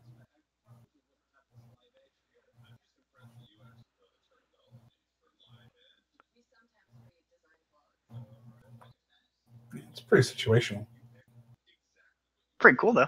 Depends on if you can wield tridents. Yeah, it's Well, sexy. anyone can wield a trident. It's sexy. Into the bag it goes, or does someone want that? I You mean, I'm remember- not going to use it, but if I could strap it to my back so I have all three of them so far, that would make me feel really cool. you remember, Kent, that your master Obark recommended that you try to collect all 4 of the weapons belonging to the princes in Correct. order for him to perform the ritual to open the portal into the realm of death. Yes, correct. So So let's hold on to it. All that. Now you know why I went when you decided to try to cast the trident into the water orb. Hey, I had to try something. 1d8 It would- cold damage. It would have made for a very interesting tangent. While Yeah. I'm sure it was an experience point cornucopia. He's a whole session in combat, and when it's done, no treasure. Something's wrong. What? Let's Like look the around some whole more. bag of holding full of magic shit isn't enough? I'm about the coins, man. The coins. the coins, there's so many coins. I'm more. There's got to be something. There's got to be something under the water. I put a down payment on a fucking town.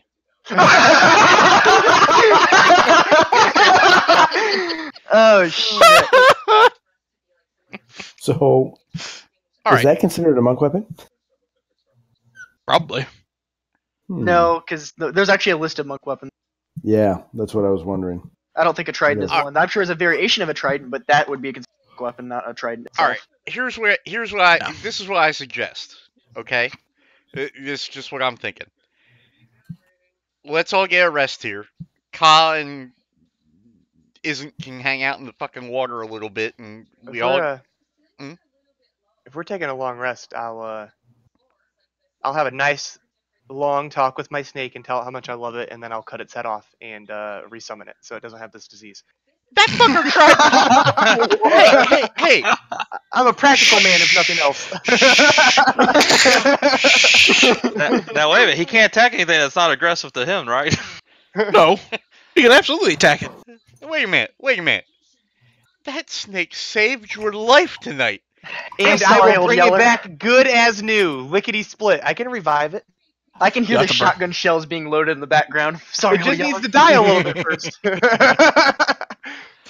All right. What So, I, this is how it has to be, Lassie.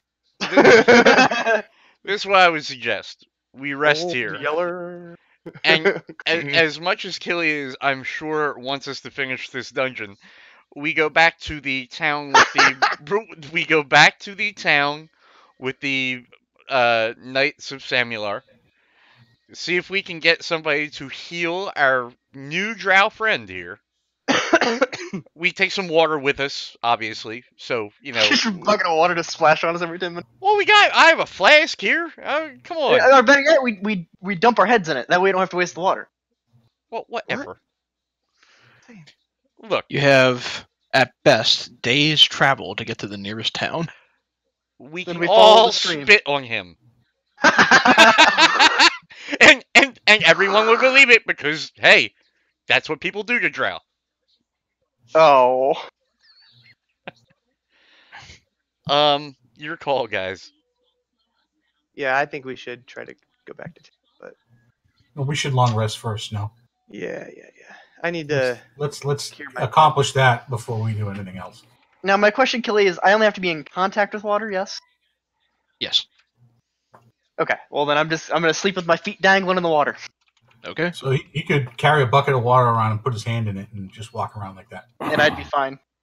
Alternatively, and I'm throwing this out there for your benefit, Kent could just throw him in a sphere of water using control water and can hover him that way. Yeah, that only lasts for so long, though. Yeah, you have to cast it a few times. I could wall of force a cube without a top and fill it with water. It'd be like a big aquarium for you guys. Yeah, but it can't move. Yeah, well, I can move the wall of, I can move the orb. Who's affected by this poison besides the drow? Just the drow. Just Okay, me. that's what I thought. All right. I tell you But you what. can't resummon me. Come over here. All right, I tell you what. Let's long rest it here. We'll figure out exactly how we're going to do this to get back to any kind of town Right. because it's already 11 o'clock. Yeah, I agree. I can't. That's pretty nice. So I if you're going to can- take a long rest here, I do need to know what your watch hours are going to be. Who's keeping watch and when? I cannot keep watch. I will be doing some snake things. Well, there are That's a six. double innuendo. There are I'll six watch. of us I'll now. take the first watch. Or five. Yeah, six of us. Jesus, can't even count. Actually, if I take the first watch, I'm gonna do this real fast.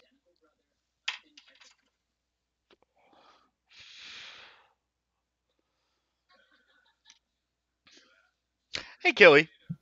Mm-hmm. You said there were sharp things on the ceiling. And shit like that. There are purple glowing rocks and white rocks on the ceiling. Had I cast animate objects on the ceiling and dropped all the rocks down on where the what you call it was, would that have worked? No, because they're stuck to the ceiling. Oh, okay. Alright.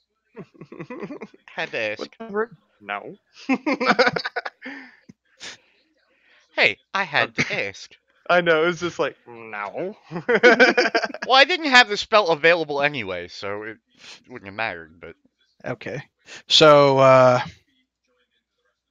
touch a point, invisible 30-foot radius sphere of magic, total cover blocks the sphere. Your allies gain +5 to dex, stealth, and wisdom, any light from open flames in the sphere. Okay. Alright, so you set up the hearth.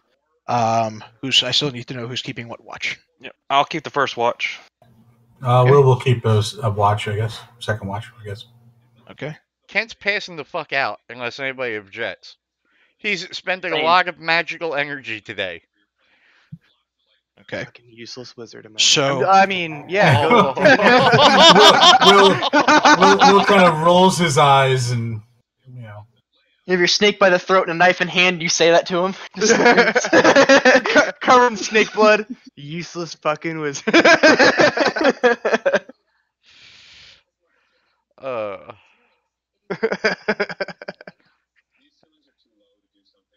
Alright. For the elves' benefit, as you're kind of keeping watch and doing what you can to rest, doing whatever you can to take a breather, you hear a small appear, and peering outside of the sphere, you see kind of hovering about 10-15 feet of the surface water is what looks like some sort of wizard. He looks very, very old, but he's wearing, he has a big white bushy beard, big white flowing hair. He's wearing red robes and has a red pointy wizard's hat floating over him, and he's kind of looking around like, "Ugh, did I miss everything?" Gandalf the Red. No, I know who that is, but I'm asleep.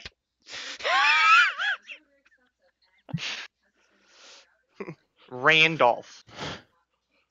The magic is sensed here, but thy senses cannot pick anything up.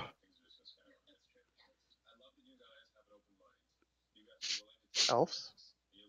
What the hell? I'll walk out and see what he wants. I mean, Alright. I was technically asleep, but is it gonna wake me up or? Wake me up inside. No, you're asleep. Well, I guess you would have finished your trance, so you're awake too. I take that Okay. back.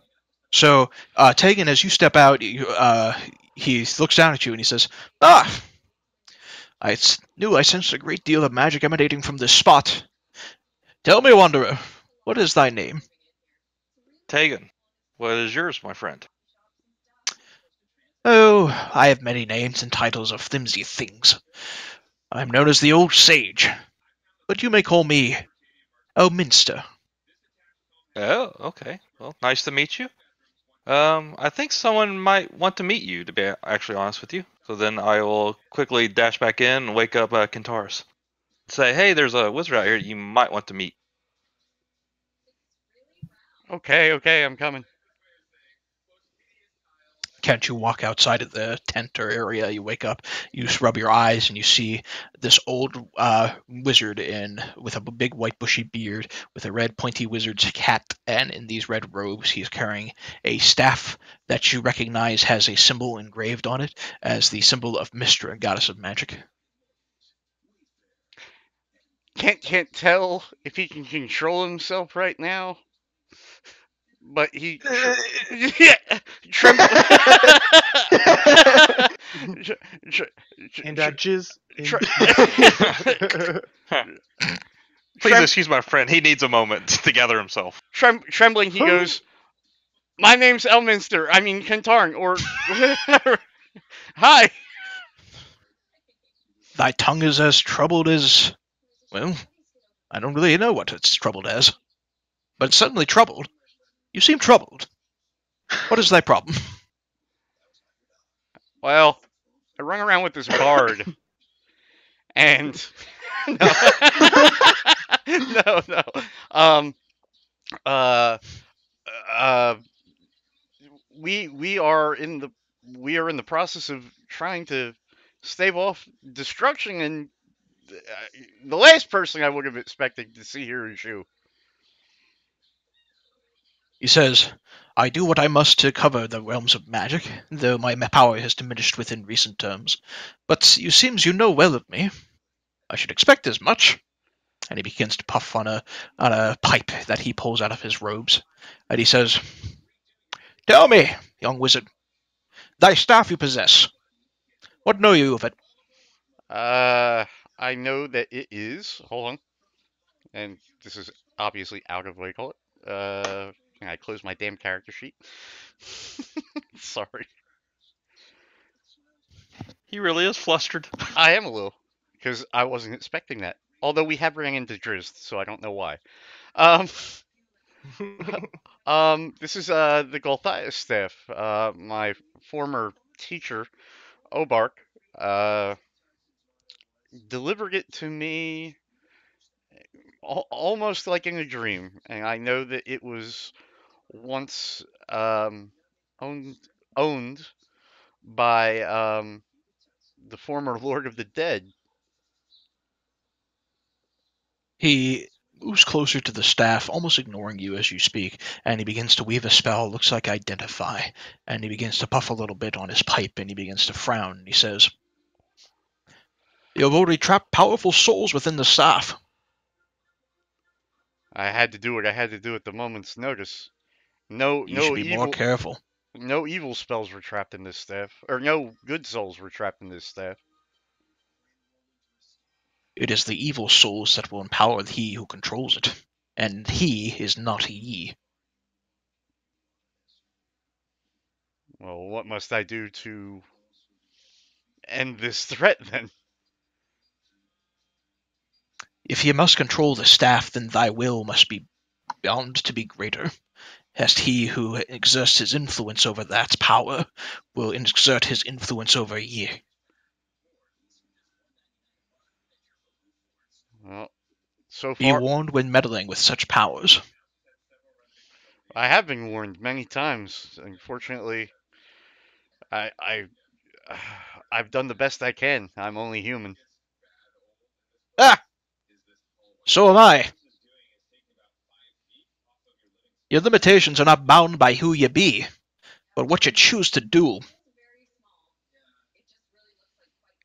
True There's enough. no more meaning in the short life that you and I as humans give it, and I wish some would give it a little bit more. But enough of this. I sense a sickness growing. Indeed you do. That's my penis. Sorry, I didn't mean to interrupt. Indeed you do. One of our companions has contracted a disease from fighting an abeloth. Aye, powerful creature. You're lucky to be alive. Is there anything you So, can do to help him? he looks over at you, and he examines it a little bit closely, and he says, I know it's just a trick. And he pulls out what looks like penicillin, and he just kind of stabs you with it. You take a point of bludgeoning damage, or a point of piercing damage, but the disease is gone. Huh. Okay. He says, I picked up a few tricks on my travels throughout the multiverse. That's a curative all, and not very many of it. I will thank him profusely, because I did not want to live with that. If that had taken time to seep through your body, you may have been stuck with it regardless. How much longer are we talking here? How long do you live? 1d4.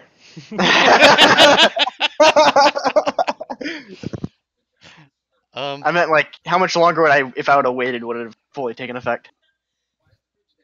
You would have never been able to cure it. Okay, then. Elminster, I'm sure you're very busy, but I have a question for you before you tend to whatever you're tending to next. This book I have here,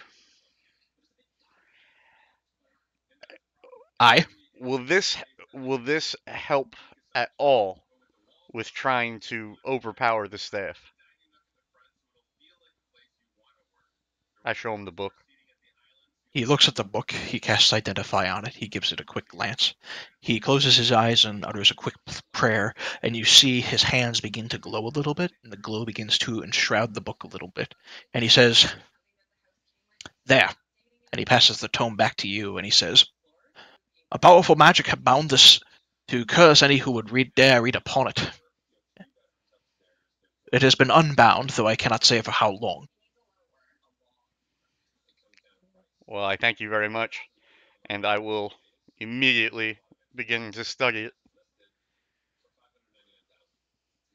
As you begin to study it, as you open the book, your eyes go blank, and you find yourself floating amidst worlds. You see the world that you know as Faerun below you. To your left, you see a city covered in Technicolor, well, not Technicolor, in multiple, almost steampunk sort of design in and of itself. You see another world that looks much like Faerun, but there is a different design to it. There are shapelings, changelings that wander around with everyone else. And you see also creatures that seem to be made out of robotic stone that walk as guardians and companions with others. You see another world of strange blue-skinned creatures interacting with strange machinery, and what looks like Medusas covered with swarms. And finally, hovering over them all, you see a city you've only studied about known as Sigil.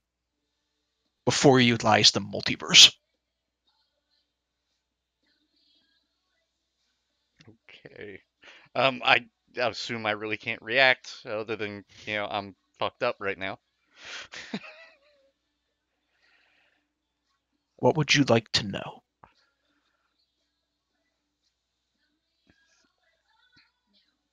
What would I like to know?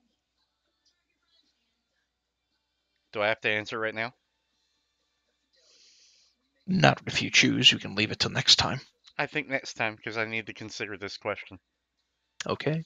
As you peer amongst the multiverse, the secrets of the universe open to you. We will attack that particular question next time. In the meantime, as we close out for the night, all of you gain the benefits of a long rest, and you all are going to level up by 1. Hey. Oh. Yay! Woohoo! Can you remove the disease from? Yes. He's like, here. I get a stabbing, and Miles gets to slit his snake's throat. I don't even know what I get for level 11. So For the sake of hit points, in case you didn't already know it, we just use the base hit points. You don't roll for stats. And then for everything else, you can kind of just pick and add it in yourself. Oh, I have been rolling for my HPs when I made this. Okay. I just For if you really want to roll for your HP, then I'll let you roll for your HP. I didn't know, so I just rolled. That's what I usually do because it's fun. Okay, that's fine by me. I don't care. I prefer if you're going to roll that you do it in the chat here so everybody can see it. Okay, that's fine. So, quick question to the party. Yeah. Can I hold on to the trident, or is one of you going to use it? Boop. Just let me know who's holding it. I want to, but I won't if someone has like a problem with it. Well, I mean, are you gonna use it? Oh no. Mm-mm. You just want to look like a badass.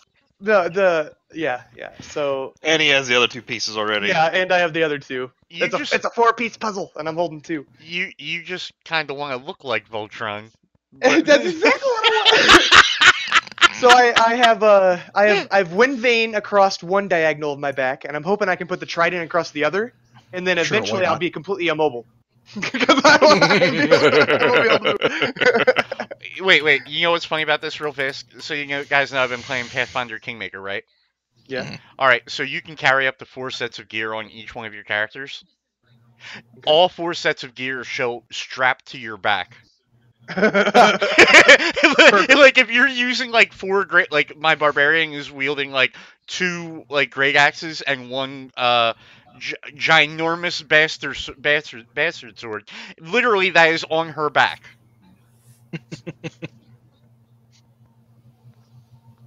But yeah. All right, so you all will level up. I will say that just recently the Character Mancer included some a level up option, but I wouldn't rely on that for these characters only because they weren't originally created through the Character Mancer. Right. So I think it would be wise to stick with those manually for now. If you need any help with leveling up, just let me know. Yeah, I could. Can you help me with my hit points? I can never remember how many I get. Sure. So you get 5 plus your con modifier. So I'll get 6 more. Okay, thank you. That's all I needed. I also will need help with my hit points because I never paid attention to how you did it. So Druid classes, official Druid, and you are going to get 5 plus your con modifier. I'm willing to go back to however we've been doing it. So I'll think of spells and all that, and I'll think of question, and then we'll. Okay. Yeah. For Whatnot. your hit points, Kent, yours is 4 plus your con modifier. Right. Which. Mine's 5. Same as. This is, Ooh, I get a 6-level spell. yeah, Tuck, yours is 5 Yeah. plus con. And 6 plus. hang on. Hit dice You're goes becoming up, don't they? You get depends one on more. level. hit By die. one. Some of you are 1 level above everybody else. Yes, but I mean, yeah, your hit dice will go up based on your level. Tuck, you're becoming level 11, right? Yep. Okay. Your martial arts you're gonna have to change because it goes up to 1d8 now instead of 1d6. So that's gonna be the big thing to remember.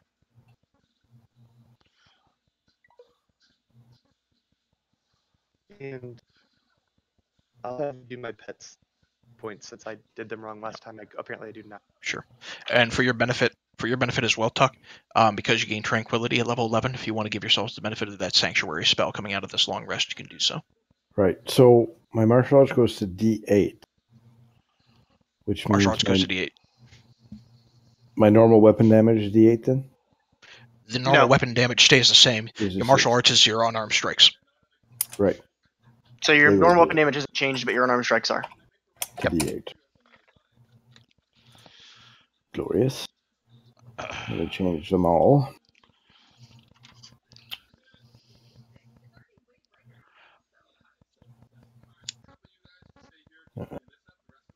I'm just going to add sanctuary to your Yeah, spell list so you can link it so you have it when I need it.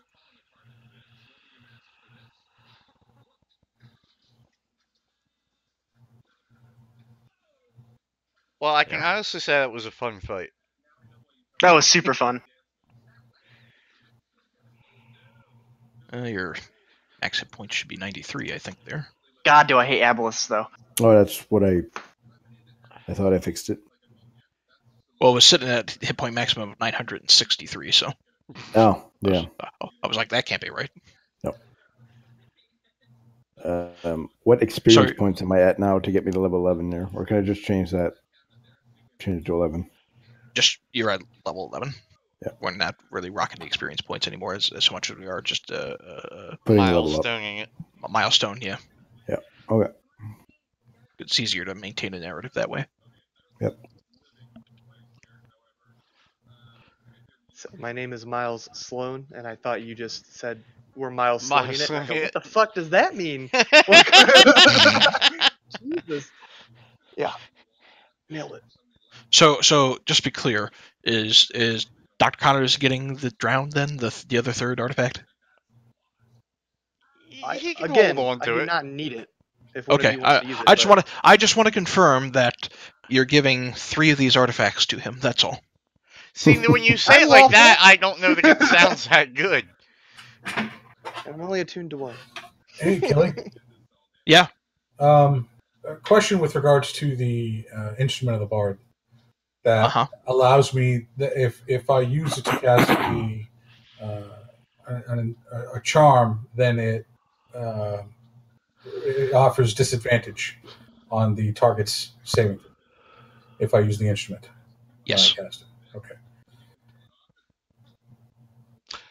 Would it be fair to say that if the spell description says creatures that can't be charmed are immune to this spell, that it is considered a charm for the purposes of the instrument, granting disadvantage? So yeah. So if a creature would have resistance to being charmed, and your instrument would apply disadvantage, then it would equal out to a normal roll. No, but if in other words, you can't charm certain creatures.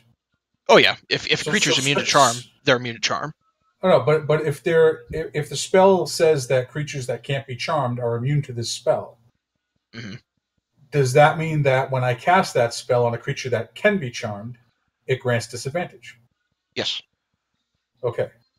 Then I'm going to take Otto's Irresistible Dance as my 6th level spell. And everything we run into from now on will be immune to charm. No, but I mean, if I wanted to tune it that way, I would have done that after you picked up Hypnotic Pattern. it against a frontline. It was either that or Mass Suggestion, which is also really excellent. So, do I want a spell that specifically targets a opponent frontline fighter, or do I want a spell that targets basically a large number of flunky type? You do remember that you're with a Fireball Happy Mage, right? Yeah, so that's why I figured the Okay. Otto's dance was Just saying. The better go. Plus, if my disadvantage applies, then it's all the better. You know. He can make everybody do the skeleton dance or moon dance or something basically as an action. Okay. So I have to find some Michael Jackson music anytime he casts that spell. Yeah, and depending on how the flow of the initiative is, it takes effect, and they don't get a save until if they have to spend an action to get a save. So it's like if I cast it, then they're automatically affected. And if they're then way down the initiative list, they'll be suffering from it all that time, and then only get a save if they abandon their action, which is nice. That's a powerful spell. No, I don't disagree. So yeah, well, I guess for a 6th level slot, you get your money's worth. And then I get to change one spell out. I got to think about that. Something I can maybe combo with Wall of Force. I don't know, Kent, when you look at your spell list, think of something you could combo with that Wall of Force. I will. Either if I cast a spherical or something like that. Well, there's some other things I need to consider too. Because the last temple that we're walking into is the Fire Temple. Something tells me that most of my spells, it will be like playing Vanilla WoW as a Fire Mage. Only in Molten Core. I did that. Oh God, why? Frost. Because we had Frost spells back then. And there was really no rotation. It's also true. Ban Frostbolt. Yep.